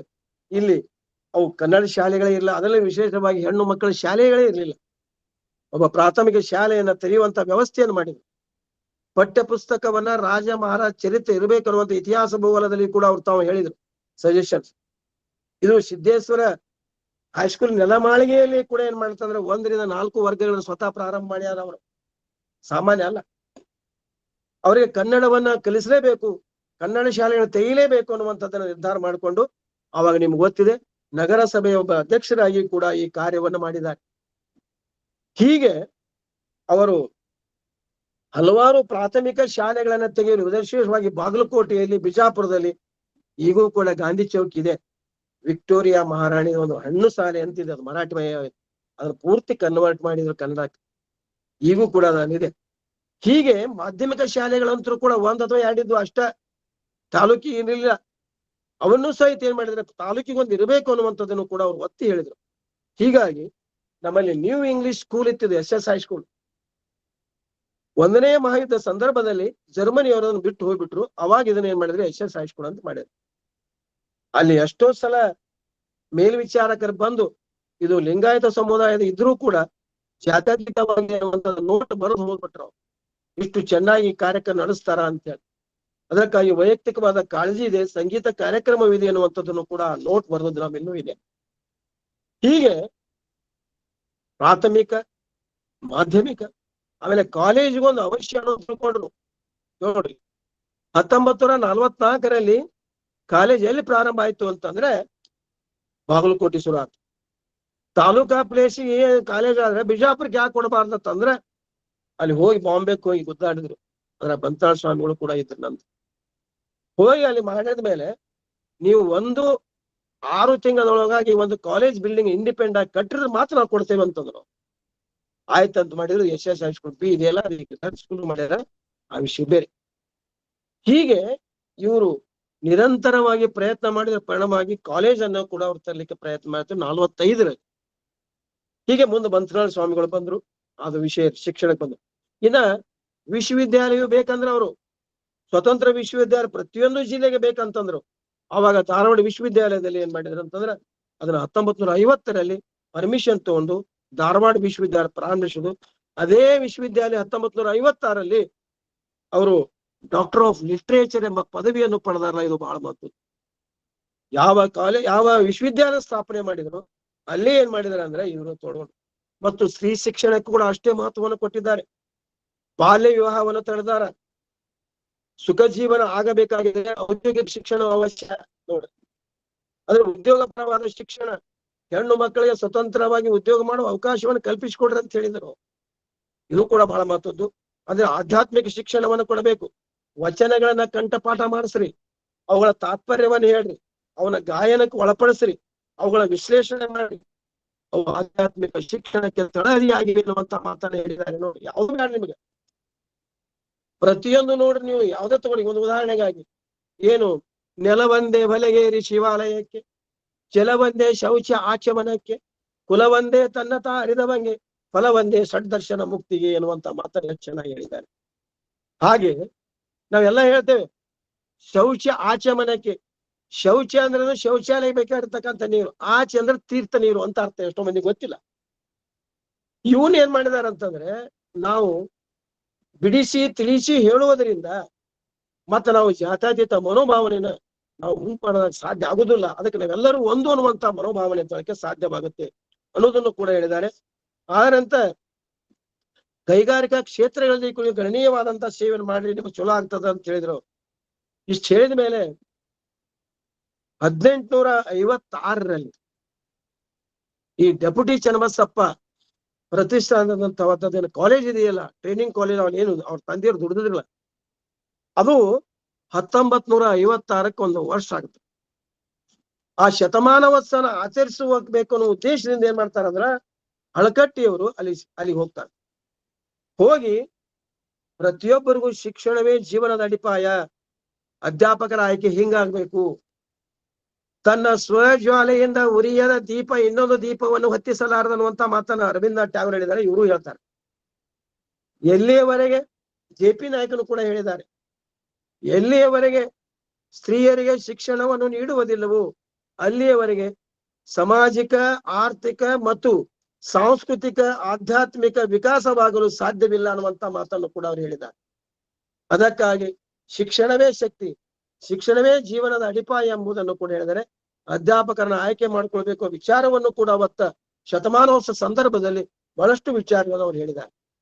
ಇಷ್ಟೇ ಅಲ್ಲ, ಅವರೊಬ್ಬ ಸಮಾಜ ಸುಧಾರಕರಾಗಿ ಏನ್ ಕೆಲಸ ಮಾಡ್ಯಾರ, 1, 2 ಶಿವಾನುಭವ ಸಂಘಗಳನ್ನ ಕಟ್ಕೊಂಡ್ರು. ಆಮೇಲೆ ಈ ಒಂದು ಸುಧಾರಣೆ, ಕುಟುಂಬದ ಸುಧಾರಣೆ ಮಾಡಿದ್ರು. ಶಿವಾನುಭವ ಸಂಘ ಕಟ್ಕೊಂಡು ಹಲವಾರು ಪತ್ರಿಕೆಗಳನ್ನ ಅವರು ಪ್ರಯತ್ನ ಮಾಡಿದ್ರು. ಅಕ್ಕನ ಬಳಗ ಕಟ್ಕೊಂಡ್ರು, ಗ್ರಾಮ ಶಿಕ್ಷಕ ದಳ ಅಂತ ಕಟ್ಕೊಂಡ್ರು, ಹಿಂದೂ ಸೇವಾ ದಳದಲ್ಲಿ ಕೂಡ ಅವ್ರು ಕೆಲಸ ಮಾಡಿದ್ದಾರೆ. ನಿನ್ನೆ ನಾವೊಂದು ಪತ್ರಿಕೆಯಲ್ಲಿ ಓದುವಾಗ ನೆನಪಾತು. ಅಂದ್ರೆ 1921ರಲ್ಲಿ ಬಾಗಲಕೋಟೆಯಲ್ಲಿ ನರಗುಂದ್ ಅನ್ನುವಂತ ಒಬ್ಬ ವ್ಯಕ್ತಿ ಅವ್ರೇನ್ ಮಾಡಿದಾರೆ ಅಂತಂದ್ರೆ, ಜಾಗ ಕೊಟ್ಟಾರ ಸೇವಾದಳಕ್ಕೆ. 25x160 ನಂಗಿದೆ, 50x160. ಅದನ್ನೇನ್ ಮಾಡ್ಬೇಕಂದ್ರೆ, ಸೇವಾದಳದ ತರಬೇತಿ ಕೇಂದ್ರವನ್ನು ಮಾಡ್ಬೇಕಂತ ಇವ್ರು ಸಮಾರಂಭಕ್ಕೆ ಕರೆಸ್ತಾರ. ಸಮಾರಂಭಕ್ಕಲ್ಲಿ ಕರೆಸಿದಾಗ ಏನ್ ಹೇಳ್ತಾರ ಅಂತಂದ್ರ, ಇದು ನಮಗೆ ಸ್ವಾತಂತ್ರ್ಯ ಸಿಗೋದು ಬಹಳ ಅವಶ್ಯ ಇದೆ. ನೀವೆಲ್ಲರ ನೋಡ್ಲಿ, ದುರ್ಬಲ ಮನಸ್ಸಿನವರನ್ನ ನೀವು ಹೊಡೆದೋಡಿಸಿ ಜಾಗೃತರಾದಾಗ ಮಾತ್ರ ಏನಾಗತ್ತೆ ಅಂತಂದ್ರೆ ನಮಗ ಸ್ವಾತಂತ್ರ್ಯ ಸಿಗ್ಲಿಕ್ಕೆ ಸಾಧ್ಯವಾಗತ್ತೆ ಅನ್ನುವಂತ ಮಾತನ್ನ ಹಳಕಟ್ಟಿಯವರ ಸ್ವತಃ ಹೇಳ್ಯಾರ. ಹೀಗೆ ಸಮಾಜ ಸುಧಾರಕರಾಗಿ ಅಂತ ಎಷ್ಟು ಹೇಳಿದ್ರು ಕಡಿಮೆ. ಇಲ್ಲಿ ಆಂಟಿ ಫೆಮಿನ್ ಬಿಲ್ಡಿಂಗ್ ಅಂತ ಐತಿ, ಅದು ಇನ್ನೂ ಐತಿ, ಅಲ್ಲಿ ನೋಡಿದೇವ್ ನಾವು. ಅಂದ್ರೆ ಬರಗಾಲ ನಿವಾರಣೆ ಕೇಂದ್ರ ಅಂತ ಮಾಡ್ಕೊಂಡು ಅಲ್ಲಿ ನೀರು ಹರಿದು ಒಡ್ಡನ್ನು ಹೇಗೆ ಹಾಕಿ ಬೈಂಡಿಂಗ್ ಒಡ್ಡ ಕರಿತೇವೆ ನಾವು, ಅವನು ಕೂಡ ಯಾವ ರೀತಿಯಾಗಿ ನಾವು ಬಂದ್ ಮಾಡಬೇಕು ಅನ್ನುವಂಥದ್ದನ್ನು ಕೂಡ ಹೇಳಿದ್ದಾರೆ. ಇಷ್ಟೇ ಅಲ್ಲ, ಅವರು ವಿಧಾನ ಪರಿಷತ್ ಸದಸ್ಯರ ಸಂದರ್ಭದಲ್ಲಿ 1921ರಂದು ನಾ ಮಾತನ್ನ ಹೇಳಲೇಬೇಕಾಗತ್ತಿದೆ. ನೀನು ನಾವು ಏನ್ ಮಾಡಿದ್ವಿ, ಮೊನ್ನೆ ಒಂದು ಏನ್ ಮಾಡಿದ್ವಿ ಅಂದ್ರೆ, ಕೃಷ್ಣ ಕೋಲಾರ್ ಕುಲಕರ್ಣಿ ನೇತೃತ್ವದಲ್ಲಿ ಒಂದಿಷ್ಟು ವಿಷಯವನ್ನು ಕಲೆಕ್ಟ್ ಮಾಡಿದ್ದೇವೆ. ಇವರು 21ರಿಂದ ಸುಮಾರು 26ನೇ ಇಸ್ವಿವರೆಗೆ ವಿಧಾನ ಪರಿಷತ್ ಸದಸ್ಯರಾಗಿ ಏನ್ ಕೆಲಸ ಮಾಡಿದ್ದಾರೆ, 1-2 ಪಾಯಿಂಟ್ಸ್ ಅಷ್ಟೇ ಹೇಳ್ತೇನೆ. ಇದು ಎಲ್ಲಿ ನಾವು ಬಂದಿಲ್ಲ, ಅಲ್ಲಿ ಹೋಗಿ ದಾಖಲೆ ತಂದ ಮೇಲೆ ಗೊತ್ತಾಗಿದೆ. ಅವ್ರು ಏನ್ ಹೇಳ್ತಾರ ಅಂತಂದ್ರೆ, ಶಿಕ್ಷಣದ ಬಗ್ಗೆ ಹೇಳುವಾಗ 1921 ಹೇಳಿರ್ತಕ್ಕಂಥ ವಿಚಾರ ನಿಮ್ಗೆ ಹೇಳೋದ್ನ ಅಲ್ಲಿ ನಿಂತು ಹೇಳ್ತಾರ, ಸಾಹೇಬ್ರ, you should be recommend free and compulsory education to the primary education ಅಂತ ಹೇಳ್ತಾರ. ನೀವು ಪ್ರಾಥಮಿಕ ಶಾಲೆಯನ್ನು ಕಲಿಸಬೇಕಾದ್ರೆ ಉಚಿತವಾದ ಶಿಕ್ಷಣವನ್ನು ನೀಡ್ರಿ, ಮತ್ತು ಉಚಿತವಾದ ಆಹಾರ ವ್ಯವಸ್ಥೆ, ಉಚಿತವಾದ ವ್ಯವಸ್ಥೆಯನ್ನು ಮಾಡ್ರಿ. ಅದರಲ್ಲಿ ವಿಶೇಷವಾಗಿ ಸೋಲಾಪುರದಲ್ಲಿ ಕಲಿಯತಕ್ಕಂತಹ ಕನ್ನಡ ವಿದ್ಯಾರ್ಥಿಗಳು, ಬಿಜಾಪುರ ಅವಿಭಜಿತ ಇದು, ಬಿಜಾಪುರ ಜಿಲ್ಲೆಗೆ ಕಲಿಯತಕ್ಕಂಥ ಕನ್ನಡ ವಿದ್ಯಾರ್ಥಿಗಳ ಪ್ರತಿಭಾನ್ವಿತರಿರ್ಲಿ ಏನೇ ಇರ್ಲಿ, ಅವರಿಗೆ ಸ್ಕಾಲರ್ಶಿಪ್, ಶಿಷ್ಯ ವೇತನವನ್ನ, ವ್ಯಾಸಂಗ ವೇತನವನ್ನ ಕೊಡಬೇಕು ಅನ್ನುವಂಥದ್ದು ರೆಕಮೆಂಡ್ ಮಾಡಿದ್ದಾರೆ. ತಿಳ್ಕೊರಿ ನೀವು. ಅಷ್ಟೇ ಅಲ್ಲ, ಬಾಗಲಕೋಟ್ ಅಲ್ಲೊಂದು ಕೆರೆ ಐತಿ, ಕುಮ್ನಾಳೆ ಕೆರೆ ಐತಿ. ಆ ಕೆರೆಗೆ ನೀರನ್ನು ಹ್ಯಾಕ್ ಕೊಡ್ಬೇಕು, ಏನ್ ಕೊಡ್ಬೇಕು, ಎಷ್ಟು ಖರ್ಚು ಮಾಡ್ಬೇಕು ಅನ್ನುವಂಥದ್ರು ಕೂಡ ಅವ್ರು ಹೇಳಿದ್ದಾರೆ. ಇವಷ್ಟೇ ಅಲ್ಲ, ಬಡ ವಿದ್ಯಾರ್ಥಿಗಳಿಗೆ ಉಚಿತವಾಗಿರ್ತಕ್ಕಂಥ ಸ್ಟೇಷನರಿ, ಬರವಣಿಗೆ ಮಟೀರಿಯಲ್ ಅನ್ನ, ಪಾಟಿ ಪೆನ್ಸಿಲ್, ನೋಟ್ಬುಕ್ ಇದ್ರೆ ನೋಟ್ಬುಕ್, ಪಠ್ಯ ಪುಸ್ತಕಗಳು ಉಚಿತವಾಗಿ ಕೊಡ್ರನ್ನ.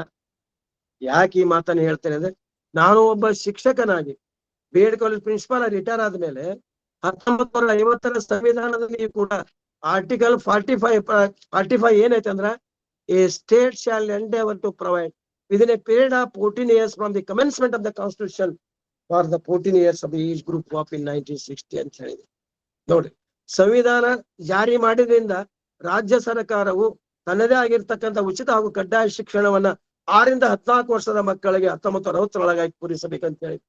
ಅಂದ್ರ 30 ವರ್ಷದ ಹಿಂದನೆ ಭೌಗೋಳಿಕರು ಎಂತ ದೂರದೃಷ್ಟಿ ಇತ್ತು ಅನ್ನೋದನ್ನ ವಿಚಾರ ಮಾಡ್ರಿ. ಇದು ನಾನು ಹೇಳಲೇಬೇಕಾಗಿರ್ತಕ್ಕಂಥದ್ದು.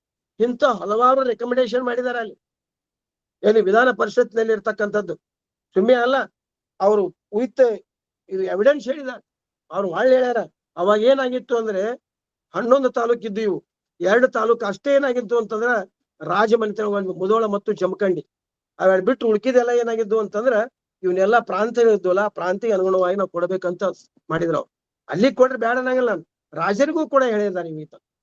ಹೀಗೆ ಒಬ್ಬ ವ್ಯಕ್ತಿ ಎಷ್ಟು ಕೆಲಸ ಮಾಡಿದ್ದಾರೆ ಅಂತಂದ್ರೆ ಅದಕ್ಕೆ ಮತ್ತೆ ಎಲ್ಲಾರು ಕೂಡ ಹೇಳಿದ್ರಂತ. ಅವ್ರ ಬಹುಮತದಿಂದ ಆಯ್ತು ಬಂದ್ರು. ಏನ್ ಹೇಳಿದ್ರಂದ್ರ, ಇಲ್ಲ ಇನ್ನೊಮ್ಮೆ MLC ನಿಂದ್ರಿ ಅಂದ್ರಂತ. ಏನ್ ಮುಗಿದ್ ಹೋಗ್ತಾನ. ನಾವ್ ಅಂತ MLC ನಿಂತಿ ಅಂದ್ರ ಪ್ರಚಾರಕ್ಕೆ ಬಿದ್ದೆ ಅಂದ್ರ ಮಾಡುವ ಸಮಾಜ ಕಾರ್ಯಗಳು ಕುಂಠಿತ ಆಗ್ತಾವ. ನೋಡ್ರಿ, 1921 ಕೂಡ ಏನ್ ಹೇಳೋದು ಅವ್ರ ಬಗ್ಗೆ ತಿಳಿದ್ರು ಕಡಿಮೆ. ಅವಾಗ ವಿಶ್ವೇಶ್ವರವ್ರು ಕರೆಸಿ ಬಿಜಾಪುರ ನೀರಿನ ಸಮಸ್ಯೆ ಆದಾಗ ಈ ಭೂತ್ನಾಳ್ ಟ್ಯಾಂಕ್ ನಿರ್ಮಾಣ ಮಾಡ್ಲಿಕ್ಕೆ ಪ್ರಯತ್ನ ಮಾಡಂತವ್ರು ಇವ್ರು ಯೋಜನೆ ಹಾಕೊಂಡ್ರು. ಅವಾಗ 2 ಹೊತ್ತು ನೀರ್ ಬಿಟ್ರ 50,000 ಜನರಿಗೆ ಏನಾಗ್ತದಂದ್ರ ನಮ್ಮ ನೀರು ಒಂದು ವ್ಯವಸ್ಥೆ ಆಗ್ತದಂತ ಮಾಡಿ ಹೋಗಿರ್ತಕ್ಕಂಥ ಪೋಗಳ ಕಟ್ಟಿವ್ರು. ಒಂದೇ ಅಲ್ಲ, ಹಲವಾರು ರೀತಿಯಿಂದ ಏನ್ ಮಾಡಿದಾರ ಅವ್ರ ಕಾರ್ಯ ಮಾಡಿದ್ರು. ಅಷ್ಟೇ ಅಲ್ಲ, ಸಿದ್ದೇಶ್ವರ ಬ್ಯಾಂಕ್ ಮಾಡಿದ್ರು, ಅದ್ರ ಅಧ್ಯಕ್ಷರಾಗಿದ್ರು. ಆಯ್ತು, ಮುತ್ತ ಅದೇ ಅಲ್ಲ, ಇದರಂತೆ ಒಕ್ಕಲ್ತನ ಸುಧಾರಣಾ ಸಮಿತಿ ಅಧ್ಯಕ್ಷರಾಗಿದ್ರು.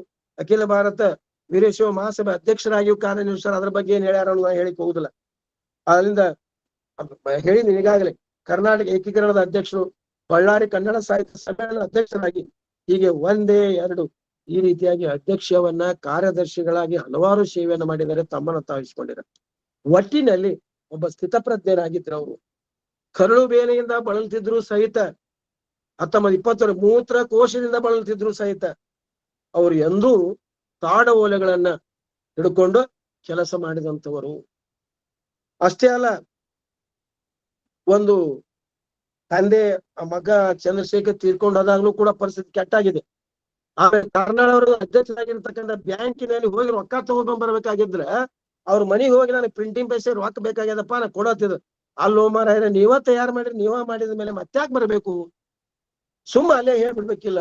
ಇಲ್ಲ, ನಾವು ಮಾಡುವಂತ ವಾಕ್ಯನಲ್ಲ ಪತ್ರಿಕೆ ಉಪಯೋಗ ನನ್ನ ಬದುಕಿಗೆ ಅಲ್ಲ ಅನ್ನುವಂಥದ್ದು ತಿಳಿಸ್ಕೊಡ್ಬೇಕಾಗಿದೆ. ನೋಡ್ ಎಂತ ವ್ಯಕ್ತಿ. ಹೀಗೆ ಇದನ್ನ ಸ್ವಾಮಿಗಳು ಬಟ್ಟೆ ತಂದು ಕೊಡ್ತಾರ, ರುದ್ರಾಕ್ಷಿ ಮಾಡೋ ಸ್ವಾಮಿಗಳು ಅವನು ಬೇಡ ಅಂತ ತಿರಸ್ಕರಿಸ್ತಾರ. RC ಹಿರೇಮಠರು ಕೂಡ ಬಂದು ಮಾತಾಡ್ಸಿ ಹೇಳ್ತಾರ, ನನಗೆ ಯಾಕೆ ಬೇಕ್ರಿ, ಸಾಕು, ನನಗೆ ದೇವ್ರು ಏನ್ ಬುದ್ಧಿ ಕೊಟ್ಟಾನಂತ ಎಲ್ಲಾ ಕೊಟ್ಟಾನ, ಸಾಕು, ಅವೆಲ್ಲಾ ಮನೆ ಮುಚ್ಚಲಿಕ್ಕೆ ನನಗೇನಲ್ಲ, ಈ ಒಂದು ಪತ್ರಿಕೆ ಹೊಡಿಸ್ಲಿಕ್ಕೆ ಇರ್ತಕ್ಕಂಥದ್ದು ಸಾಕು ಅನ್ನುವಂತ ಮಾತನ್ನ ಅವ್ರು ಹೇಳ್ತಾರ. ಹೀಗೆ ಅವರು 1, 2 ಕೊನೆಯದಾಗಿರ್ತಕ್ಕಂಥದ್ದು ಏನು ಅಂತಂದ್ರೆ, ಒಮ್ಮೆ ಸಿದ್ದೇಶ್ವರ ಮಹಾಸ್ವಾಮಿಗಳು ಹೇಳಿದ ಪ್ರವಚನ, ಅವ್ರಿಗೆ ಆರಾಮ್ ಇರ್ಲಿಲ್ಲ. ನಾನು ಹೋಗಿದ್ದೆ ಅಂತ ಹೇಳಿ ನೋಡಿ ಅಂತ ಸಿದ್ದೇಶ್ವರ ಸ್ವಾಮಿಗಳು. ಮಲ್ಲಿಕಾರ್ಜುನ ಸ್ವಾಮಿಗಳು ಅವ್ರು ಕೂಡ ಇನ್ನೊಬ್ರು ಕೂಡ ಹೋಗಿದ್ರು ಮನೆಗೆ. ಹೋದಾಗ ಅಲ್ಲೇನಾಯ್ತಂದ್ರೆ ಅವ್ರು ಮನೆಗಿದ್ರು. ಹೋಗಿ ಮನೆಗಿದ ಮೇಲೆ ಅವ್ರನ್ನ ಎಬ್ಬಿಸಿದ್ರ, ಯಾಕೆ ಬಂದ್ರಿ, ನನಗೇನಾಗೈತೆ, ಆರಾಮದೀನಿ ಇಲ್ಲ ಅಂತಂದ್ರು. ಇಲ್ಲ, ಇದೊಂದು ಸ್ವಲ್ಪ ನೋಡಕ್ ಬಂದೇವೆ, ಮತ್ ನಮ್ಮಿಂದ ಏನಾದ್ರು ಹೆಲ್ಪ್ ಬೇಕು ಅಂತ ಕೇಳಿದ್ರು ಇಬ್ರು. ಅವಾಗ ಏನಿಲ್ಲ, ಇದು ಅರ್ಧ ಪ್ರಿಂಟ್ ಆಗೈತಿ, ತೆಲುಗುಂದರ್ ಸಿಟ್ಟಿನಿ, ಇದನ್ನ ಪೂರ್ತಿ ಮಾಡುದು ನಿಮ್ ಕೆಲಸ ಅಂತೇಳಿ ನೋಡ್ರಿ. ಅಂದ್ರೆ ಅವ್ರಿಗೆ ಯಾವುದೇ ಚಿಂತೆ ಇಲ್ಲ. ಅವ್ರಿಗೆ ಈ ವಚನ ಸಾಹಿತ್ಯ ಏನದಲ್ಲ ಪೂರ್ತಿ ಆಗ್ಬೇಕು. 50 ಜನರು ಇರ್ತಕ್ಕಂತ ವಚನ ಸಾಹಿತ್ಯವನ್ನು ಸುಮಾರು 250ಕ್ಕಿಂತ ಹೆಚ್ಚು ಜನರನ್ನ ಪ್ರಚಾರ ಮಾಡಿದವರು ಯಾರಾಡಿದ್ರೆ ಏಕೈಕ ಆಗಿರ್ತಕ್ಕಂಥ ಪೌವಾಳಕಟ್ಟಿ. ನಿಮಗೆ ಹೇಳ್ತೇನೆ, ನಾವು ಥೇಮ್ಸ್ ನದಿಯಲ್ಲಿ ಅಂತಾರಾಷ್ಟ್ರೀಯ ಮಟ್ಟದಲ್ಲಿ ಇರ್ತಕ್ಕಂಥದ್ದು ನಾವು ಒಂದು 5 ದಿವಸ ಪ್ರವಾಸಕ್ಕೆ ಹೋಗಿದ್ದೀವಿ.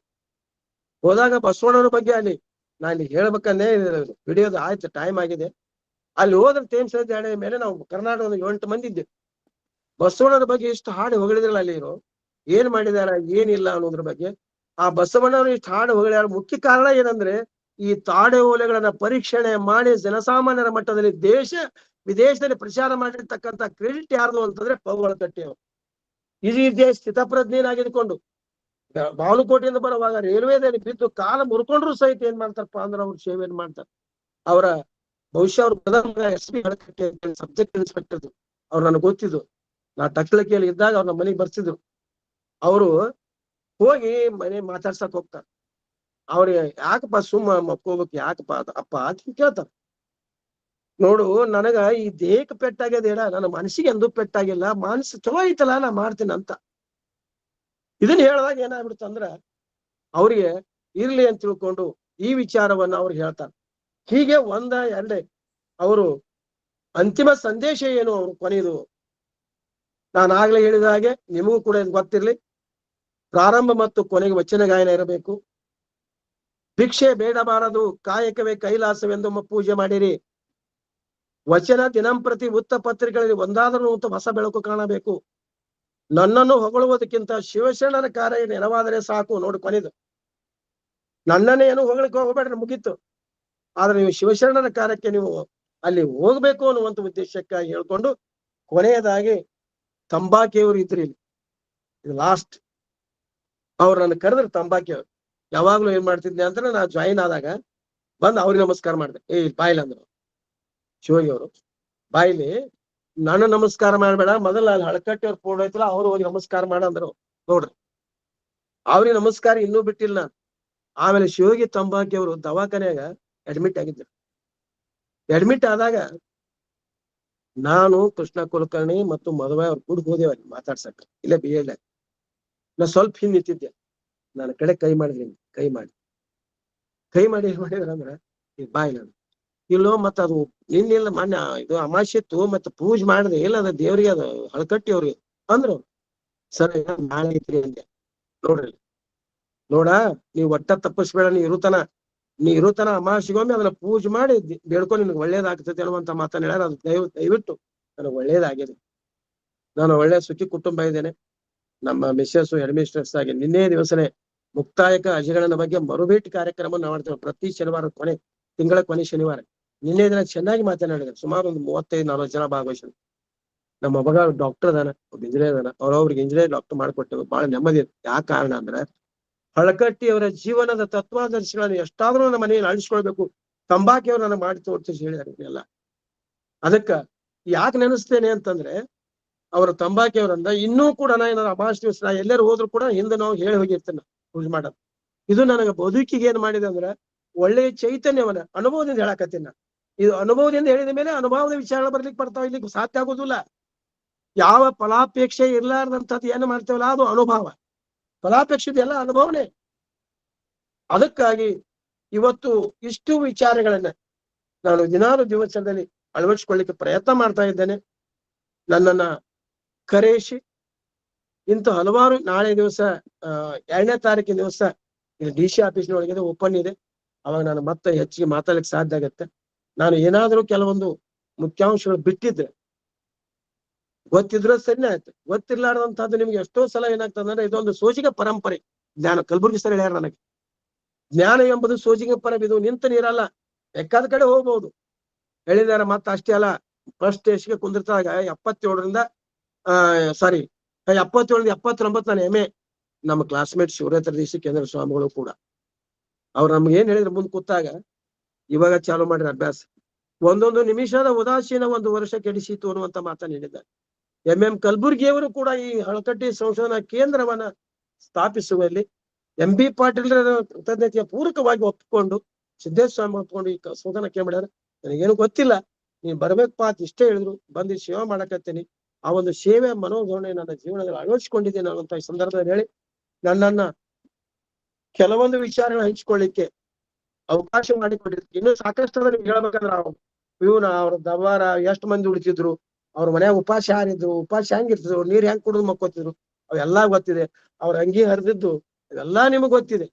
ಅವ್ನ ಹೆಚ್ಚಿಗೆ ಹೇಳದೆ ಇನ್ನೂ ಏನಪ್ಪಾ ಅಂತಂದ್ರ 3 ಕಾಲಿನ ಕುರ್ಚಿ ಇತ್ತಂತ ಬಹಳ ಘಟನೆಗಳದಾವ. ಅದೇನೇ ಇದ್ರು ಕೂಡ ಇವತ್ತ ನನ್ನನ್ನ ಕರೆಸಿ ಆನ್ಲೈನ್ ಮೂಲಕವಾಗಿ ಕೆಲವೊಂದು ವಿಚಾರನ ಹಂಚಿಕೊಳ್ಳಿಕ್ಕೆ ತಾವು ಅವಕಾಶ ಮಾಡಿಕೊಟ್ಟಿರ್ತಕ್ಕಂಥ ವಿಶೇಷವಾಗಿ ಡಾಕ್ಟರ್ ಶಶಿಕಾಂತ್ ಪಟ್ಟಣವರಿಗೆ, ನಮ್ಮ ಪ್ರಿನ್ಸಿಪಾಲ್ ವಿಶಾಲ್ ಮೇಡಮ್ ಅವರಿಗೆ, ಜಯಶ್ರೀ ಮೇಡಮ್ ಅವರಿಗೆ, ನಾಶಿ ಮೇಡಮ್ ಅವರಿಗೆ, ನಮ್ಮ ಜಳಕಿ ಅವರಿಗೆ, ಇನ್ನುಳಿದ ಎಲ್ಲ ಅನೌನ್ಸ್ ಮಾಡಿದಂತ ಬನಶ್ರೀ ಅವರಿಗೆ, ನನ್ನನ್ನು ಅವಕಾಶ ಮಾಡಿಕೊಟ್ಟು 4 ವಿಷಯ ಹಂಚಿಕೊಳ್ಳಕ್ಕೆ ಅವಕಾಶ ಮಾಡಿಕೊಟ್ಟಿರ್ತಕ್ಕಂಥ ತಮ್ಮೆಲ್ಲ ಶರಣೆಯರಿಗೆ ಅನಂತ ಶರಣಾರ್ಥಿಗಳನ್ನು ಸಲ್ಲಿಸಿ 4 ವಿಚಾರ ಮುಗಿಸ್ತೇನೆ. ಜೈ ಹಿಂದ್, ಜೈ ಕರ್ನಾಟಕ, ಜೈ ಬಸವೇಶ್ವರ. ವಂದನೆಗಳು. ಉತ್ತಮವಾದಂತಹ ಅನುಭವಕ್ಕೆ ಈ ವೇದಿಕೆ ಇವತ್ತು ಸಾಕ್ಷ್ಯ ಆಯಿತು ಅನಿಸ್ತದೆ. ಫಗು ಹಳಕಟ್ಟಿಯವರ ಜೀವನವೇ ಒಂದು ಅತ್ಯಂತ ವಿಶಾಲವಾದಂತಹ ಸಾಗರ.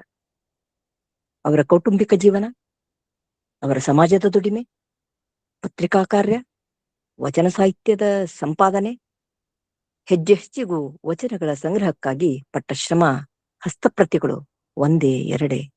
ಒಬ್ಬ ವ್ಯಕ್ತಿ ಇಷ್ಟೆಲ್ಲ ಕಾರ್ಯಗಳನ್ನು ಮಾಡಲು ಸಾಧ್ಯ ಅಂತಕ್ಕಂಥ ಪ್ರಶ್ನಾರ್ಥಕವಾಗಿರ್ತಕ್ಕಂಥದ್ದನ್ನ ಉತ್ತರ ರೂಪದಲ್ಲಿ ನಮಗೆ ಕೊಟ್ಟಂತವರು ಡಾಕ್ಟರ್ ಫಗು ಹಳಕಟ್ಟಿಯವರು ಅಂತಕ್ಕಂಥ ವಿಚಾರವನ್ನ ಅತ್ಯಂತ ಮಾರ್ಮಿಕವಾಗಿ ಸುಮಾರು 50 ನಿಮಿಷಗಳವರೆಗೆ ಅಸ್ಖಲಿತವಾದಂತಹ ತಮ್ಮ ಅನುಭವವನ್ನ ಹಂಚಿಕೊಂಡಂತಹ ಡಾಕ್ಟರ್ ವಿ.ಡಿ. ಐಹೊಳ್ಳಿಯವರಿಗೆ ವೇದಿಕೆ ಪರವಾಗಿ ಅನಂತ ಧನ್ಯವಾದಗಳು.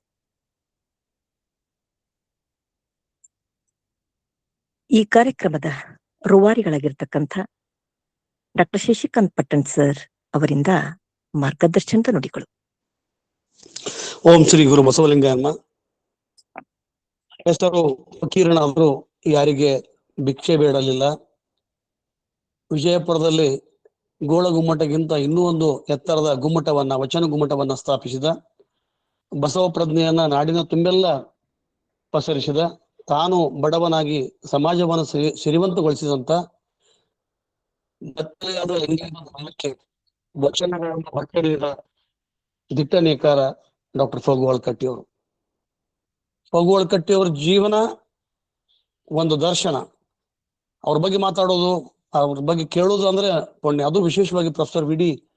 ಐಹೊಳಿ ಅವರ ಮೂಲಕ ಕಣ್ಣಿಗೆ ಕಟ್ಟುವ ಹಾಗೆ ಅವರು ಜೀವನವನ್ನ ಕಟ್ಟಿಕೊಟ್ರು.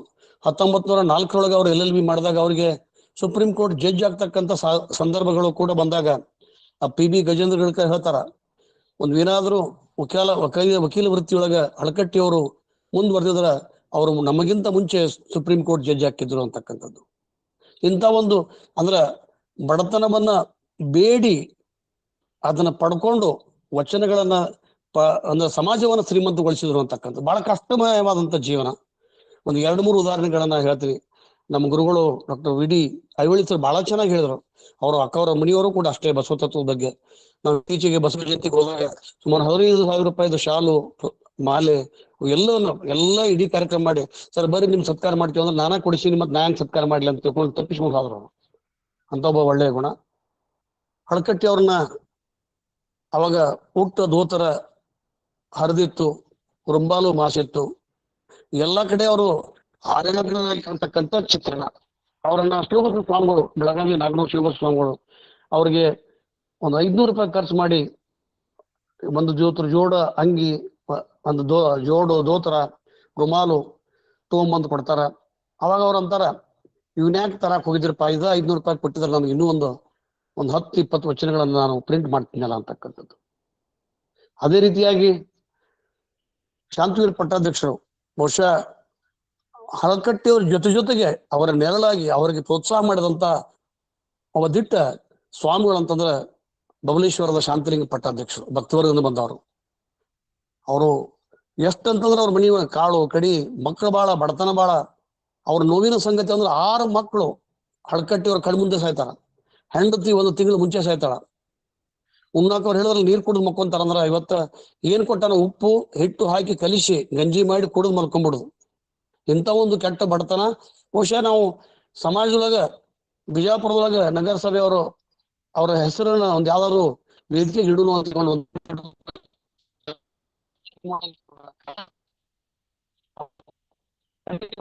ಎಲ್ಲೆಲ್ಲಿ ಸಿಗ್ತಾವ ಅಲ್ಲೆಲ್ಲಿ ಹೋಗಿ ಇರೋದು.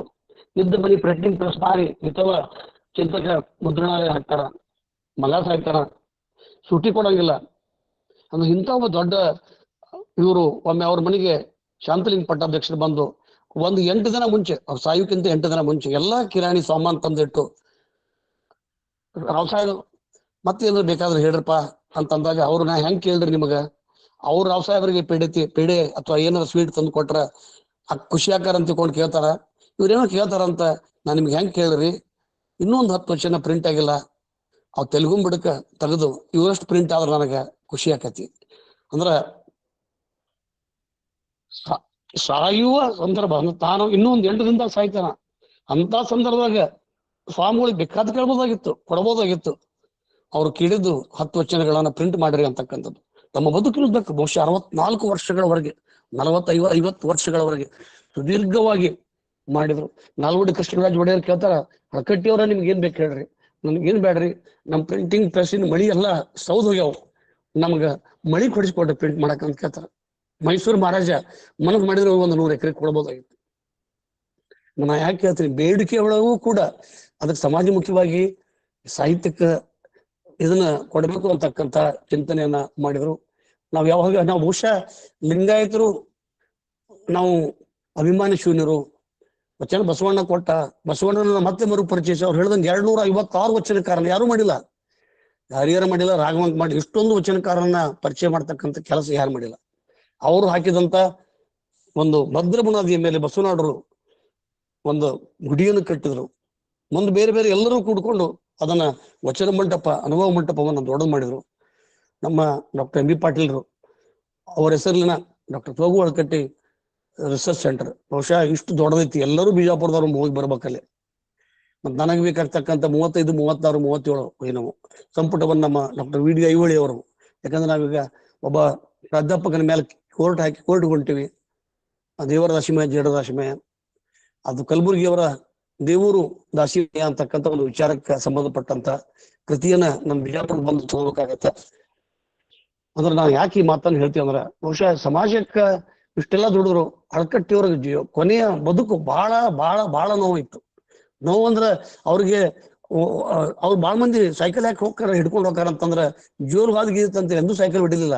ಜೋಲ್ ಹೋಗ್ಬಾರ್ದು ಅಂತ ತಿಳ್ಕೊಂಡು ಸೈಕಲ್ ಹಿಡ್ಕೊಂಡು 84 ವರ್ಷ ಸುದೀರ್ಘವಾಗಿ ಅವ್ರು ಕೆಲಸ ಮಾಡಿದ್ರು. ಅವಾಗ ಆಲೂರು ವೆಂಕಟರಾಯರು ಅವರು ಕ್ಲಾಸ್ಮೇಟು ಮತ್ತು ರೂಮೇಟು. ಅವ್ರ ಏಕೀಕರಣ BLD ಅಂದ್ರೆ ಶಿಕ್ಷಣ ಸಂಸ್ಥೆ ಬಹಳ ದೊಡ್ಡ ಸಮಾಜವನ್ನು ಶ್ರೀಮಂತಗೊಳಿಸಿ ಅವ್ರು ಯಾಕೆ ದುಃಖವನ್ನ ನಾನು ಜಗ ನೋಡಬಹುದೇ ಅಂತ, ನಾನು ಸೈರಿಸಬಹುದಲ್ಲ, ಅದಕ್ಕೂ ಜಗಗಳನ್ನು ಸೈರಿಸಬಹುದೇ ಅಂತ.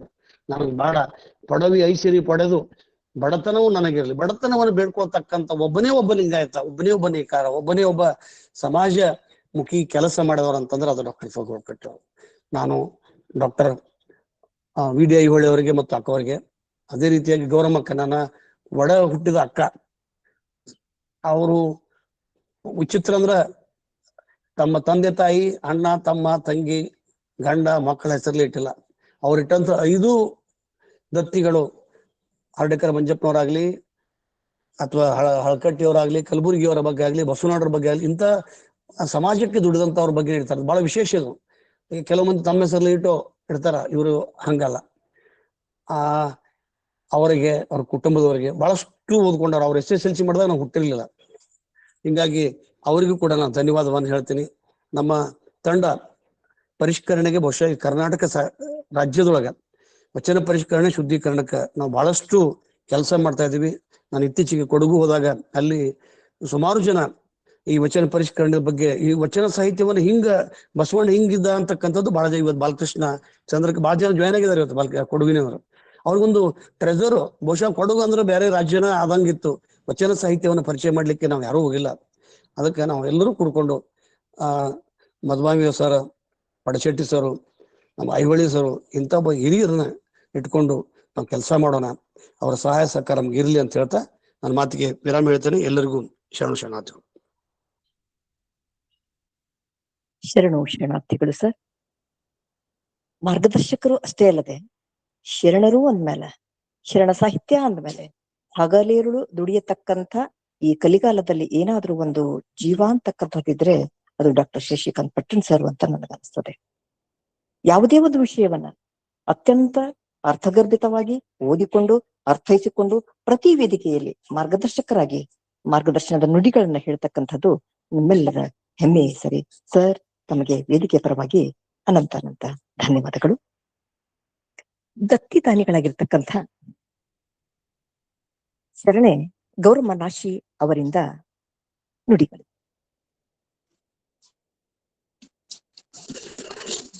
ಶ್ರೀ ಶ್ರೀ ಗುರು ಬಸವಲಿಂಗಾಯ ನಮಃ. ಎಲ್ಲರಿಗೂ ಶರಣು ಶರಣಾರ್ಥಿಗಳು. ಇವರಿಗೆ ಅನುಭಾವಿಗಳಾದಂತಹ ಶರಣರಾದ ಡಾಕ್ಟರ್ ಐಹೊಳಿ ಸರ್ ಅವರು ವಚನ ಪಿತಾಮಹ ಫಗು ಹಳಕಟ್ಟಿಯವರನ್ನು ಕುರಿತು ಅವರ ಬದುಕು ಬರಹ ಕುರಿತಾಗಿ ಅದ್ಭುತವಾಗಿ ನಮ್ಮೆದುರು ಎಲ್ಲವನ್ನೂ ತೆರೆದಿಟ್ಟಿದ್ದಾರೆ. ಅವರಿಗೆ ಈ ಮೂಲಕ ನಾನು ಅನಂತ ಶರಣು ಶರಣಾರ್ಥಿಗಳನ್ನ ಸಲ್ಲಿಸ್ತೇನೆ. ಶರಣಾರ್ಥಿಗಳು ಸರ್, ಐಹೊಳಿ ಸರ್ ತಮಗೆ. ಸಾಮಾನ್ಯವಾಗಿ ನಾವೆಲ್ಲ ನಮಗೆ ಜನ್ಮ ಕೊಟ್ಟು ಪ್ರೀತಿಯಿಂದಲೂ ಕಷ್ಟಪಟ್ಟು ಬೆಳೆಸಿದ ತಂದೆ ತಾಯಿ ಬಂಧುಗಳನ್ನ ಕುರಿತು ಸ್ಮರಿಸೋದು ಸಹಜ. ಆದರೆ ನಾವಿಂದು ಸ್ಮರಿಸೋದು ಅಂತಹ ಲೌಕಿಕ ಸಂಬಂಧಿತ ತಂದೆಯನ್ನಲ್ಲ, ಅನಿಮಿತ್ಯ ಬಂಧುವನ್ನ.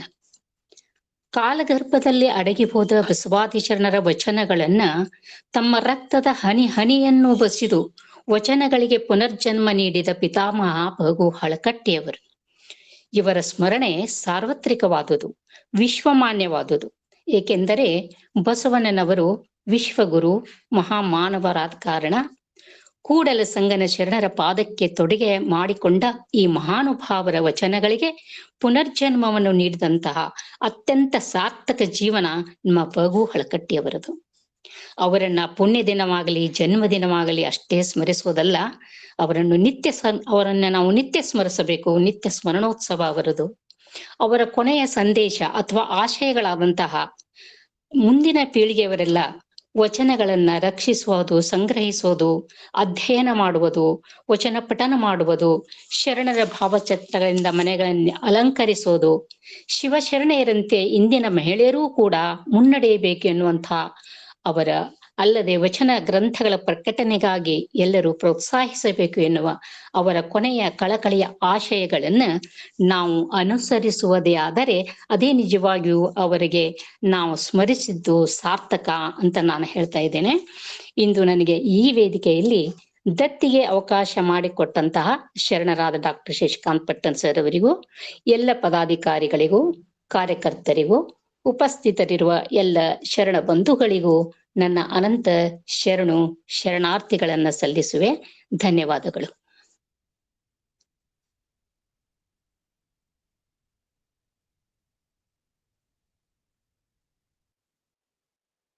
ತಮಗೂ ಕೂಡ ಧನ್ಯವಾದಗಳು.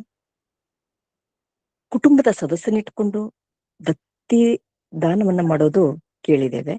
ಆದರೆ ಗೌರಮ್ಮ ನಾಶಿಯವರ ಒಂದು ವಿಶಿಷ್ಟವಾದಂತ ಸಮಾಜಮುಖಿಯಾಗಿರ್ತಕ್ಕಂಥ ಇಂಥ ಒಂದು ಜ್ಞಾನ ಅಂತಕ್ಕಂಥದ್ದು ಎಲ್ಲ ಕಡೆ ಪಸರಿಸಲಿ, ಅವರಿಗೆ ಭಗವಂತ ಆಗಿರೋ ಆರೋಗ್ಯವನ್ನು ಕರುಣಿಸಲಿ ಅಂತಕ್ಕಂಥ ಮಾತನ್ನು ಹೇಳ್ತಾ ಮುಂದಿನ ಒಂದು ಕಾರ್ಯಕ್ರಮಕ್ಕೆ ಅಣಿ ಮಾಡಿಕೊಡ್ತಾ ಇದ್ದಾನೆ. ಮುಂದಿನದಾದಂತಹ ಕಾರ್ಯಕ್ರಮ ಇಲ್ಲಿ ಜರುಗತಕ್ಕಂಥದ್ದು ಸಂವಾದ ಅಂತಕ್ಕಂಥದ್ದು. ಸಂವಾದದಲ್ಲಿ ಪಾಲ್ಗೊಳ್ತಕ್ಕಂಥವರು ಹ್ಯಾಂಡ್ ರೈಸ್ ಮಾಡಿ ತಮ್ಮ ಅನಿಸಿಕೆಗಳನ್ನ ವ್ಯಕ್ತಪಡಿಸಬೇಕು ಅಂತ ಹೇಳ್ತಾ ಇದ್ದಾವೆ. ಸಿದ್ದಪ್ಪ ಪಡ್ನಾಡ್ ಸರ್ ಮಾತಾಡ್ರಿ. ನಮಸ್ಕಾರ ರೀ ಸರ್, ಎಲ್ಲರಿಗೂ ಶರಣು ಶರಣಾರ್ಥಿಗಳು. ಫಗು ಹಳಕಟ್ಟಿ ಅವರ ಕುರಿತು ನಾವು ಪುಸ್ತಕದಾಗ ಅದೆಲ್ಲ ಓದಿದ್ದೇವೆ. ಆದ್ರ ಸರ್ ವೀರೇಶ್ ಸರ್ ಬಹಳ ಹೃದಯ ಸ್ಪರ್ಶಿ ಕೆಲವು ಅಂಶಗಳನ್ನ ನಮ್ಮ ಗಮನಕ್ಕೆ ತಂದ್ರು. ಬಹಳ ಹೃದಯ ಸ್ಪರ್ಶಿ ಆದಂತ ಅವರ ಘಟನೆಗಳು ನಮಗೆ ಗೊತ್ತಿರ್ಲಾರ್ದು ಕೆಲವು ಬಂದು ನೋಡ್ರಿ. ಅವ್ರ ದುಡ್ಡು ಯಾರೋ ಒಂದಿಷ್ಟು ಖರ್ಚಿಗೆ ದುಡ್ಡು ಕೊಟ್ರ ಇದು ಮಳೆ ಕೊದ್ಬೇಕು ಅಂತ ಅನ್ನೋದು ಪ್ರೆಸ್ ಮಹಾರಾಜರಿಗೆ ಕೇಳಿದ್ರೆ ಒಂದು ಪ್ರೆಸ್ಸಿನ ಇಂಥದ್ದು ಏನೋ ಅಂತಾರಲ್ಲ, ದೇವ್ರ ಪ್ರತ್ಯಕ್ಷ ಆದಾಗ ಒಂದು ಹೊತ್ತು ಊಟ ಕೊಡು ಅಂತ ಕೇಳುವಂತ ಇದು ಆದಂಗಾಯ್ತು. ಏನೇನೋ ಕೊಡ್ಬೇಕಾಗಿದ್ದು ಕೊಡ್ತಿದ್ರು.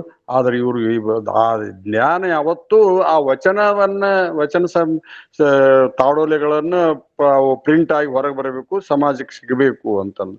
ಸಮಾಜಕ್ಕೆ ಜ್ಞಾನ ಸಿಗಬೇಕು ಅನ್ನೋಂಥ ಕಳಗಳು ಎಷ್ಟಿತ್ತು ಅಂತ ಅನ್ನೋದು ಬಹಳ ಹೃದಯ ಸ್ಪರ್ಶಿ ಆದ ಘಟನೆ. ಅವ್ರ ಮಗ ತೀರ್ಕೊಂಡದ್ದಾಗಲಿ, ಅವ್ರ ಇದು ಆಗಲಿ, ಬಹಳ ಘಟನೆಗಳನ್ನ ನಮಗೆ ಬೆಳಕಿಗೆ ತಂದ್ರು.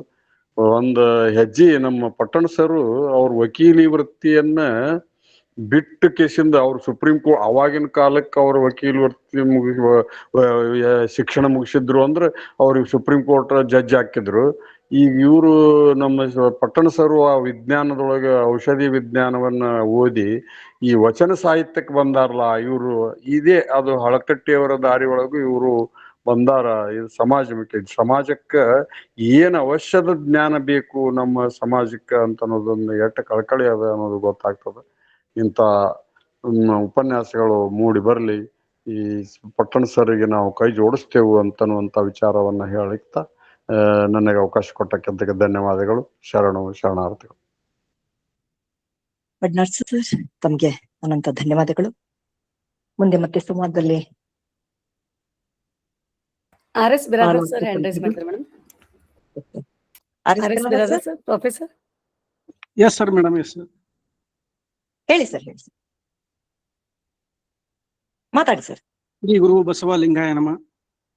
ಇಲ್ಲಿ ಸೇರಿದ ಎಲ್ಲಾ ಬಸವ ಭಕ್ತರಿಗೆ ಶರಣಾರ್ಥಿ ಹೇಳ್ತಾ, ಇವತ್ತು ಹೋಗೋಕಟ್ಟೆಯವ್ರನ್ನು ಕುರಿತು ಐಹೊಳಿಸರು ಬಹಳ ವಿಷಯಗಳನ್ನು ಎಲ್ಲರಿಗೂ ಮನಮುಟ್ಟು ಹಾಗೇನೆ ಹೆಚ್ಚಿನ ವಿಷಯಗಳನ್ನು ತಿಳಿಸಿಕೊಟ್ಟು, ನನಗಂತೂ ಬಹಳ ಹೆಚ್ಚಿನ ವಿಷಯಗಳನ್ನು ನಾನು ತಿಳ್ಕೊಂಡೆ. ಹೋಗೋಕಟ್ಟೆಯವರು ಅವರ ಒಂದು ಜೀವನ ಅನುಭವದ ಏರಿಳಿತಗಳನ್ನು ಮತ್ತು ಸಮಾಜಮುಖಿಯಾಗಿ ಮಾಡಿದಂತ ಕೆಲಸಗಳು, ಅದು ಬ್ಯಾಂಕ್ ಸ್ಥಾಪನೆ ಆಗಿರ್ಬೋದು, ಶಿಕ್ಷಣ ಸ್ಥಾಪನೆ ಆಗಿರ್ಬೋದು, ಕೆರೆ ಕಾಲು ಕಟ್ಟಿಸೋದಾಗಿರ್ಬೋದು, ಇವೆಲ್ಲವುಗಳನ್ನು ಸಮಾಜಮುಖಿಯಾಗಿ ತಮ್ಮ ಜೀವನವನ್ನು ಮುಡಿಪಾಗಿಟ್ರು ಅನ್ನುವುದನ್ನ ವಿವರವಾಗಿ ತಿಳಿಸಿದ್ರು. ಜೊತೆಗೆ ಹೋಗೋಕಟ್ಟೆಯವರು ತಮ್ಮ ಕೌಟುಂಬಿಕ ಜೀವನಕ್ಕಾಗಿ ಏನನ್ನೂ ಬಯಸಲಿಲ್ಲ, ಬಟ್ ಸಮಾಜದ ಹಿತಕ್ಕಾಗಿ, ಲೋಕದ ಹಿತಕ್ಕಾಗಿ ಅವರು ಸೇವೆ ಸಲ್ಲಿಸಿದ್ರು ಅನ್ನುವಂಥದ್ದು ನೋಡ್ತೀವಿ. ಜೊತೆಗೆ ಈ ಜೋಳಿಗೆ, ಜಗತ್ತಿನಲ್ಲಿ ನಾವು ಕಾಣ್ತೀವಿ, ಅನ್ನಕ್ಕಾಗಿ ಜೋಳಿಗೆ ಹಾಕೊಂಡು ಬೇಡ್ಕೊಳ್ತಿದ್ದದನ್ನು ನಾವು ಕಾಣ್ತೀವಿ ಇನ್ನಿತರರು ಸಾಧು ಸಂತ. ಬಟ್ ಈ ಹೋಗೋಕಟ್ಟೆಯವರು ಉಪವಾಸ ಇದ್ರೂ ಕೂಡ ತಮಗೆ ಆ ಜೋಳಿಗೆ ಎದಕ್ಕಪ್ಪ ಅಂದ್ರ ವಚನ ಸಾಹಿತ್ಯದ ಸಂಗ್ರಹಕ್ಕಾಗಿ ಜೋಳಿಗೆ ಹಾಕಿದ್ರು ಅನ್ನುವಂಥದ್ದು ನಮ್ಗೆ ಸ್ಪಷ್ಟವಾಗ್ತದೆ. ಸೊ ಇಂಥ ಒಬ್ಬರು ವ್ಯಕ್ತಿ, ಅವ್ರ ಮುಖ ನೋಡಿದ್ರೆ ನಮ್ಗೆ ಗೊತ್ತಾಗ್ತದೆ, face index of the heart. ಅವ್ರ ಮುಖದಲ್ಲಿ ಶಾಂತಿ, ಶರಣರ ಬಗ್ಗೆ ಕಳಕಳಿ, ಶರಣರ ಒಂದು ವಚನ ಸಾಹಿತ್ಯ ವಿಸ್ತಾರ ಮಾಡ್ಬೇಕು ಅದಕ್ಕಾಗೇ ಮುಡಿಪಟ್ಟಂತ ಒಂದು ಮುಖವನ್ನು ಅವ್ರ ಮುಖದಿಂದ ನಮಗ ಮತ್ತು ಅವ್ರ ಮುಖದಿಂದ ಒಂದು ಶರಣರ ಭಾವನೆ ವ್ಯಕ್ತ ಆಗ್ತದೆ ಅನ್ನುವಂಥದ್ದು ನನಗೆ ಅನಿಸ್ತದೆ. ಸೊ ಅಂಥ ಒಂದು ವಿಚಾರಗಳು ನಮ್ಮೆಲ್ಲರ ಮೇಲೆ ಬಹಳ ಪರಿಪೂರ್ಣವಾಗಿ ಪರ್ಫೆಕ್ಟ್ ಆಗಿ ಐಹೊಳೆ ಮೂಡಿಸಿಕೊಟ್ಟಿದ್ದಾರೆ. ಅವರಿಗೂ ಮತ್ತು ಶಶಿಕಾಂತ್ ಪಟ್ಟಣ್ ಅವರಿಗೂ, ಇದರಲ್ಲಿ ಭಾಗಿಯಾದ ಎಲ್ಲ ಶಿವಭಕ್ತರಿಗೂ ನನ್ನ ಶರಣಾರ್ಥಿಗಳು, ನನ್ನ ಶರಣಾರ್ಥಿಗಳು. RS ಬಿರಾದರ್ ಸರ್, ಧನ್ಯವಾದಗಳು ತಮಗೂ ಕೂಡ. ಸಂವಾದದಲ್ಲಿ ಪಾಲ್ಗೊಳ್ತಕ್ಕಂಥ RK Balachandra sir hand raise ಮಾಡಿದ್ದಾರೆ madam. RK Balachandra sir. Balachandra sir, ಮಾತಾಡಿ ಸರ್.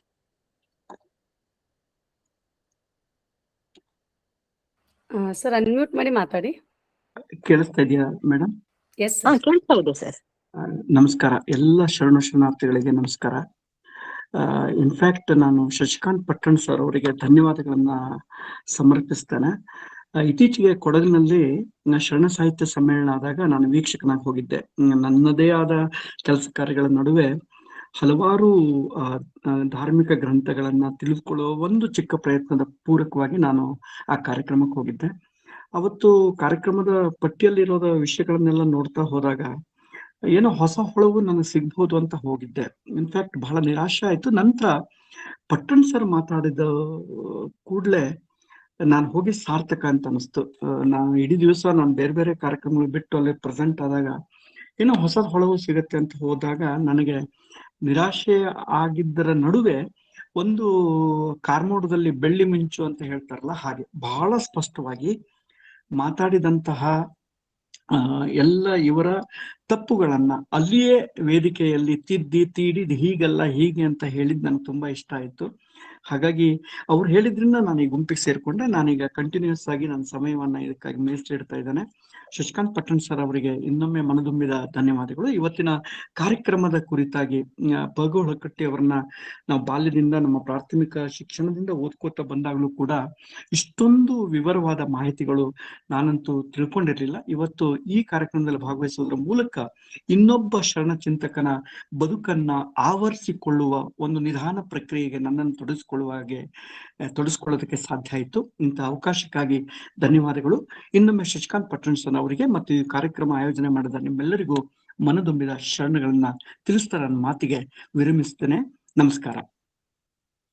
ಶರಣರಾದ ಬಾಲಚಂದ್ರ ಸರ್ ಅವರಿಗೆ ಧನ್ಯವಾದಗಳು. ಸಂವಾದದಲ್ಲಿ ಪಾಲ್ಗೊಳ್ತಕ್ಕಂಥ ಮತ್ತೆ ಯಾರಾದರೂ ಹ್ಯಾಂಡ್ ರೈಸ್ ಮಾಡಿದ್ದೀರಾ?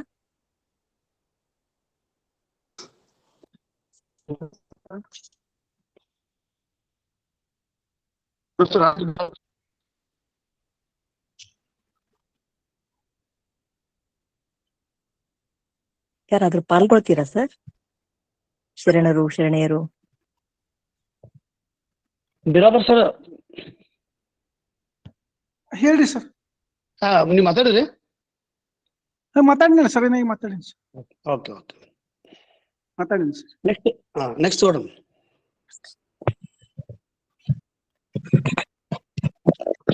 ಕಾರ್ಯಕ್ರಮದ ಕೊನೆ ಘಟ್ಟಕ್ಕೆ ಬಂದಿದ್ದೇವೆ. ಅದುವೇ ಶರಣು ಸಮರ್ಪಣೆ. ಈ ಕಾರ್ಯಕ್ರಮದ ಕೇಂದ್ರ ಬಿಂದುಗಳಾಗಿರ್ತಕ್ಕಂಥ ಇವತ್ತಿನ ಕಾರ್ಯಕ್ರಮದ ಉಪನ್ಯಾಸಕರಾಗಿರ್ತಕ್ಕಂಥ ಡಾಕ್ಟರ್ ವಿ.ಡಿ. ಐಹೊಳ್ಳಿಯವರು ವಚನಗಳ ಬಟ್ಟೆ ನೇಯ್ದಂತಹ ಡಾಕ್ಟರ್ ಫಗು ಹಳಕಟ್ಟಿ ಅಂತಕ್ಕಂಥ ವಿಷಯದ ಕುರಿತು ನಿರರ್ಗಳವಾಗಿ 50 ನಿಮಿಷಗಳವರೆಗೆ ಅಸ್ಖಲಿತವಾಗಿ ಮಾತನಾಡಿದಂತಹ ಅವರಿಗೆ ವೇದಿಕೆಯ ಪರವಾಗಿ ಎಲ್ಲ ಶರಣೆಯರ ಪರವಾಗಿ ಅನಂತ ಕೃತಜ್ಞತೆಯ ಹೃನ್ಮನಗಳನ್ನ ಹೇಳಲಿಕ್ಕೆ ಸಂತೋಷ ಅನಿಸ್ತದೆ. ಕಾರ್ಯಕ್ರಮಕ್ಕೆ ಅತ್ಯಂತ ಸುಶ್ರಾವ್ಯವಾಗಿ ಗಾನ ಸುಧಿಯನ್ನು ಹರಿಸಿದಂತಹ ಡಾಕ್ಟರ್ ಸುಗುಣ ಅವರಿಗೆ ವೇದಿಕೆಯ ಪರವಾಗಿ ಧನ್ಯವಾದಗಳು. ಅದರಂತೆ ಸ್ವಾಗತ ಹಾಗೂ ಪರಿಚಯ ಮಾಡಿಕೊಟ್ಟಂತಹ ಶರಣೆ ಜಯಶ್ರೀ ಆಲೂರ್ ಅವರಿಗೂ ಕೂಡ ವೇದಿಕೆ ಪರವಾಗಿ ಧನ್ಯವಾದಗಳು. ಮಾರ್ಗದರ್ಶನ ಮಾಡಿದಂತಹ ಡಾಕ್ಟರ್ ಶಶಿಕಾಂತ್ ಪಟ್ಟಣ್ ಸರ್, ನಾವೇನಾದ್ರೂ ಈ ಕಾರ್ಯಕ್ರಮ ನಡೆಸಬೇಕಾಗಿತ್ತಂದ್ರೆ ಇಂಥ ಎಲ್ಲ ಒಳ್ಳೊಳ್ಳೆಯ ಭಾಷಣಕಾರರನ್ನ, ಅನುಭಾವಿಗಳನ್ನ ತೆಗೆದುಕೊಂಡು ಬಂದು ಈ ವೇದಿಕೆಗೆ ಹಚ್ಚತಕ್ಕಂಥ ಒಂದು ಸಂಪೂರ್ಣವಾದಂತಹ ಜವಾಬ್ದಾರಿ ಡಾಕ್ಟರ್ ಶಶಿಕಾಂತ್ ಪಟ್ಟಣ್ ಸರ್ ಅವತ್ತು. ಪ್ರತಿ ಶನಿವಾರ ಮತ್ತು ರವಿವಾರ ನಡೆಯತಕ್ಕಂತಹ ಈ ಕಾರ್ಯಕ್ರಮಗಳನ್ನ ಪ್ರತಿಯೊಂದು ವಿಶೇಷ ಕಳೆಯಿಂದ ಕೂಡಿರ್ತಕ್ಕಂಥ ಇದೊಂದು ವೇದಿಕೆ. ಇವತ್ತು ನೋಡಿದೆ ನಾನು, ಸುಮಾರು 60 ಜನರು ಈ ವೇದಿಕೆಯಲ್ಲಿ ಭಾಗಿಗಳಾಗಿದ್ರು. ಕಾರ್ಯಕ್ರಮದಲ್ಲಿ ಮೌಖಿಕವಾಗಿರ್ತಕ್ಕಂತಹ ಕಾರ್ಯಕ್ರಮದಲ್ಲಿಯೇ ಬಹಳಷ್ಟು ಜನ ಭಾಗವಹಿಸಲಾರದಂತಹ ಇಂಥ ಒಂದು ಕಾಲಘಟ್ಟದಲ್ಲಿ ಈ ಆನ್ಲೈನ್ ದಲ್ಲಿ ಇಷ್ಟು ಜನರು ಭಾಗವಹಿಸ್ತಾರೆ ಆಯಸ್ಕಾಂತದ ಹಾಗೆ ಅಂದರೆ ಅದಕ್ಕೆ ಕಾರಣ ಅಂತಂದ್ರೆ ಡಾಕ್ಟರ್ ಶಶಿಕಾಂತ್ ಪಟ್ಟಣ್ ಸರ್ ಅಂತ ಅನಿಸ್ತದೆ. ಅವರ ಮಾರ್ಗದರ್ಶನದ ನುಡಿಗಳಿಗೆ ವೇದಿಕೆಯ ಪರವಾಗಿ ಅನಂತ ಧನ್ಯವಾದಗಳು. ಎಲ್ಲಕ್ಕಿಂತ ಮುಖ್ಯವಾಗಿ ದತ್ತಿದಾನಿಗಳಾಗಿರ್ತಕ್ಕಂಥ ಅಮ್ಮ ಶರಣಮ್ಮ ಅವರಿಗೆ ವೇದಿಕೆಯ ಪರವಾಗಿ, ಶರಣಮ್ಮ ನಾಶಿ ಅವರಿಗೆ ವೇದಿಕೆಯ ಪರವಾಗಿ ಅನಂತ ಧನ್ಯವಾದಗಳು. ಮೇಡಮ್, ತಮಗೂ ಕೂಡ ಸಂವಾದದಲ್ಲಿ ಪಾಲ್ಗೊಂಡಂತಹ ಪಡ್ನಾಳ್ ಸರ್ ಆಗಿರ್ಬೋದು, RS ಬ್ರದರ್ ಸರ್ ಆಗಿರ್ಬೋದು, ಜೊತೆಗೆ ಶರಣ ಬಾಲಚಂದ್ರ ಸರ್ ಅವರ ಆಗಿರ್ಬೋದು, ಅವರೊಟ್ಟಿಗೆ ಎಲ್ಲರನ್ನೂ ಕೂಡ ವೇದಿಕೆ ಅನಂತವಾಗಿ ಸ್ಮರಿಸ್ತದೆ ಅಂತಕ್ಕಂಥ ಮಾತನ್ನ ಹೇಳ್ತಾ, ಈ ಕಾರ್ಯಕ್ರಮದಲ್ಲಿ ಎಲೆಯ ಮರೆಯಂತೆ ಅನೇಕ ಶರಣೆಯರು ಕಾರ್ಯವನ್ನು ಕೂಡ ಇಲ್ಲಿ ಸ್ಮರಿಸುವುದು ಸ್ವಾಗತಾರ್ಹ ಅಂತ ಅನಿಸ್ತದೆ. ಒಟ್ಟಾರೆಯಾಗಿ ಈ ಕಾರ್ಯಕ್ರಮ ಯಶಸ್ವಿಯಾಗಲು ಸಹಕರಿಸಿದಂತಹ ಪ್ರತಿಯೊಬ್ಬರಿಗೂ ಕೂಡ ಈ ವೇದಿಕೆಯು ಯಾವತ್ತೂ ಚಿರಋಣಿಯಾಗಿರ್ತದೆ ಅಂತಕ್ಕಂತಹ ಮಾತನ್ನ ಹೇಳ್ತಾ, ಪ್ರತಿಯೊಬ್ಬರ ಹೆಸರು ಕೂಡ ಇಲ್ಲಿ ಸ್ತುತ್ಯಾರ್ಹವಾಗಿರ್ತಕ್ಕಂಥದ್ದು. ಅಷ್ಟೇ ಅಲ್ಲದೆ ಈ ಕಾರ್ಯಕ್ರಮದಲ್ಲಿ ಪಾಲ್ಗೊಂಡಂತಹ ಪ್ರತಿಯೊಬ್ಬರಿಗೂ ಸಹಿತ ವೇದಿಕೆ ಯಾವಾಗಲೂ ಕೂಡ ಅನಂತ ನಮನಗಳನ್ನ ಸಲ್ಲಿಸ್ತದೆ ಅಂತಕ್ಕಂಥ ಮಾತನ್ನ ಹೇಳ್ತಾ, ಒಟ್ಟಾರೆಯಾಗಿ ಎಲ್ಲಕ್ಕಿಂತ ಮುಖ್ಯವಾಗಿ 6 ವರ್ಷಗಳಿಂದ ಸತತವಾಗಿ ಈ ಗೂಗಲ್ ಮೀಟ್ ಆನ್ಲೈನ್ ನಲ್ಲಿ ನಾವೆಲ್ಲ ಬಂಧಿಗಳಾಗ್ಬೇಕಾದ್ರೆ ಕಾರಣ ಡಾಕ್ಟರ್ ದಾನಮ್ಮ ಝಳಕೆಯವರಂದ್ರೆ ಅತಿಶಯೋಕ್ತಿ ಆಗಂಗಿಲ್ಲ. ಯಾಕಂದ್ರೆ ಪ್ರತಿಯೊಂದು ಕ್ಷಣಕ್ಕೂ ಸಹಿತ ಎಲ್ಲರನ್ನ ಎಚ್ಚರಿಸಿ ಈ ಟೈಮ್ ಆ ಟೈಮ್ ಅಂತಕ್ಕಂಥದ್ದನ್ನ ಡಾಕ್ಟರ್ ಶಶಿಕಾಂತ್ ಪಟ್ಟಣ್ ಅವ್ರ ಜೊತೆಗೆ ಮಾತನಾಡಿ ಚರ್ಚಿಸಿ ಎಲ್ಲರನ್ನ ಮನಸ್ಸನ್ನ ಗೆದ್ದು ಈ ಕಾರ್ಯಕ್ರಮಕ್ಕೆ ಸಿದ್ಧತೆಯನ್ನ ಮಾಡಿಕೊಂಡು ಅತ್ಯಂತ ಯಶಸ್ವಿಯಾಗಿ ಆನ್ಲೈನ್ ನಲ್ಲಿ ನಾವೆಲ್ಲ ಒಗ್ಗೂಡುವುದಂತೆ ಮಾಡಿದಂತಹ ಡಾಕ್ಟರ್ ದಾನಮ್ಮ ಝಳಕೆಯವರಿಗೂ ಕೂಡ ವೇದಿಕೆ ಪರವಾಗಿ ಅನಂತ ಧನ್ಯತೆಯ ಕುಸುಮಗಳನ್ನ ಅರ್ಪಿಸ್ತಾ, ಕೊನೆಯದಾಗಿ ವಚನ ಮಂಗಳ ಶರಣೆ ಸರಸ್ವತಿ ಬಿರಾದಾರ್ ಅವರಿಂದ. Okay madam. ಓಂ ಶ್ರೀ ಗುರು ಬಸವಲಿಂಗಾಯ ನಮಃ. ಎಲ್ಲರಿಗೂ ಶರಣಾರ್ಥಿ. ಕೇಳಿಸ್ತಾ ಇದೆಯಾ ಮೇಡಮ್? ಕೇಳಿಸ್ತಾ ಇದೆ ಮೇಡಮ್. ನಾನೊಂದು ಬಸವ ಸ್ಮರಣೆ ಗೀತೆಯನ್ನು ಹಾಡುತ್ತೇನೆ. ಮಾಡು ಮನವೇ ಬಸವ ಸ್ಮರಣೆ, ಮಾಡು ಮನವೇ ಬಸವ ಸ್ಮರಣೆ, ಹರಿಯುವುದಾಗಲೇ ಬವಣೆಯೋ ತಪ್ಪನೆನಿಸದೆ ಒಪ್ಪಿಕೊಳ್ಳುವ ಅಪ್ಪ ಬಸವನ ಕರುಣೆಯು. ಮಾಡು ಮನವೇ ಬಸವ ಸ್ಮರಣೆ, ಮಾಡು ಮನವೇ ಬಸವ ಸ್ಮರಣೆ, ಹರಿಯುವುದಾಗಲೇ ಬವಣೆಯೋ ತಪ್ಪನೆನಿಸದೆ ಒಪ್ಪಿಕೊಳ್ಳುವ ಅಪ್ಪ ಬಸವನ ಕರುಣೆಯು. ಮಾಡು ಮನವೇ ಬಸವ ಸ್ಮರಣೆ. ಸ್ವರ್ಗ ನರಕದ ಪಾಪ ಪುಣ್ಯದ ಹಂಗು ಹರಿದ ಲಿಂಗವು, ಸ್ವರ್ಗ ನರಕದ ಪಾಪ ಪುಣ್ಯದ ಹಂಗು ಹರಿದ ಲಿಂಗವು, ಕಾಯಕವೇ ಕೈಲಾಸವೆನ್ನುತ್ತ ದುಡಿಮೆ ಮಂತ್ರವ ನುಡಿದನು, ಕಾಯಕವೇ ಕೈಲಾಸವೆನ್ನುತ್ತ ದುಡಿಮೆ ಮಂತ್ರವ ನುಡಿದನು, ಮಾಡು ಮನವೇ ಬಸವ ಸ್ಮರಣೆ, ಮಾಡು ಮನವೇ ಬಸವ ಸ್ಮರಣೆ, ಹರಿಯುವುದಾಗಲೇ ಬವಣೆಯು, ತಪ್ಪನೆಣಿಸದೆ ಒಪ್ಪಿಕೊಳ್ಳುವ ಅಪ್ಪ ಬಸವನ ಕರುಣೆಯು, ಮಾಡು ಮನವೇ ಬಸವ ಸ್ಮರಣೆ. ಕೀಳು ಕುಲದ ಕಷ್ಟ ಕಳೆಯಲು ಇಷ್ಟಲಿಂಗವ ಕರುಣಿಸಿ, ಕೀಳು ಕುಲದ ಕಷ್ಟ ಕಳೆಯಲು ಇಷ್ಟಲಿಂಗವ ಕರುಣಿಸಿ, ನಾವೆಲ್ಲರೂ ಒಂದೇ ಎಂಬ ಸಮತೆ ತತ್ವವ ಬೋಧಿಸಿ, ನಾವೆಲ್ಲರೂ ಒಂದೇ ಎಂಬ ಸಮತೆ ತತ್ವವ ಬೋಧಿಸಿ, ಮಾಡು ಮನವೇ ಬಸವ ಸ್ಮರಣೆ.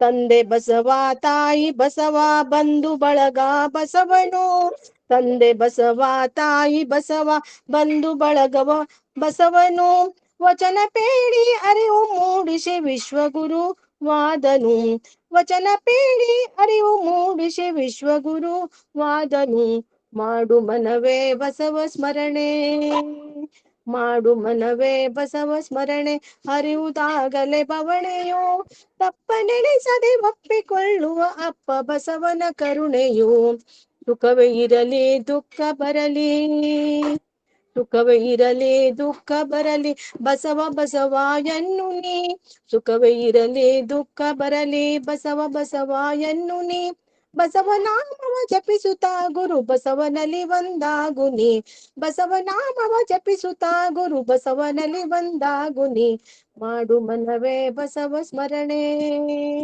ಮಾಡು ಮನವೇ ಬಸವ ಸ್ಮರಣೆ, ಹರಿಯುವುದಾಗಲೇ ಬವಣೆಯು, ತಪ್ಪನೆಣಿಸದೆ ಒಪ್ಪಿಕೊಳ್ಳುವ ಅಪ್ಪ ಬಸವನ ಕರುಣೆಯು, ಅಪ್ಪ ಬಸವನ ಕರುಣೆಯು, ಅಪ್ಪ ಬಸವನ ಕರುಣೆಯು. ಧನ್ಯವಾದಗಳು. ಸುಶ್ರಾವ್ಯವಾಗಿ ಧನ್ಯವಾದಗಳು. ಸುಶ್ರಾವ್ಯವಾಗಿ ವಚನ ಮಂಗಳಗೈದ ಶರಣೆ ಸರಸ್ವತಿ ಬಿರಾದಾರ್ ಅವರಿಗೆ ವೇದಿಕೆ ಪರವಾಗಿ ಅನಂತ ಧನ್ಯವಾದಗಳು. ಶರಣ ಬಂಧುಗಳೇ, ಅಂತೂ ಜುಲೈ 2ರಂದು ಜನ್ಮದಿನವಾಗಿರ್ತಕ್ಕಂಥ ಡಾಕ್ಟರ್ ಫಗು ಹಳಕಟ್ಟಿಯವರನ್ನ ಕುರಿತು ಒಂದು ವಿಶಿಷ್ಟವಾದಂತಹ ಕಾರ್ಯಕ್ರಮಕ್ಕೆ ಇವತ್ತಿನ ವೇದಿಕೆ ಸಾಕ್ಷಿಯಾಯಿತು.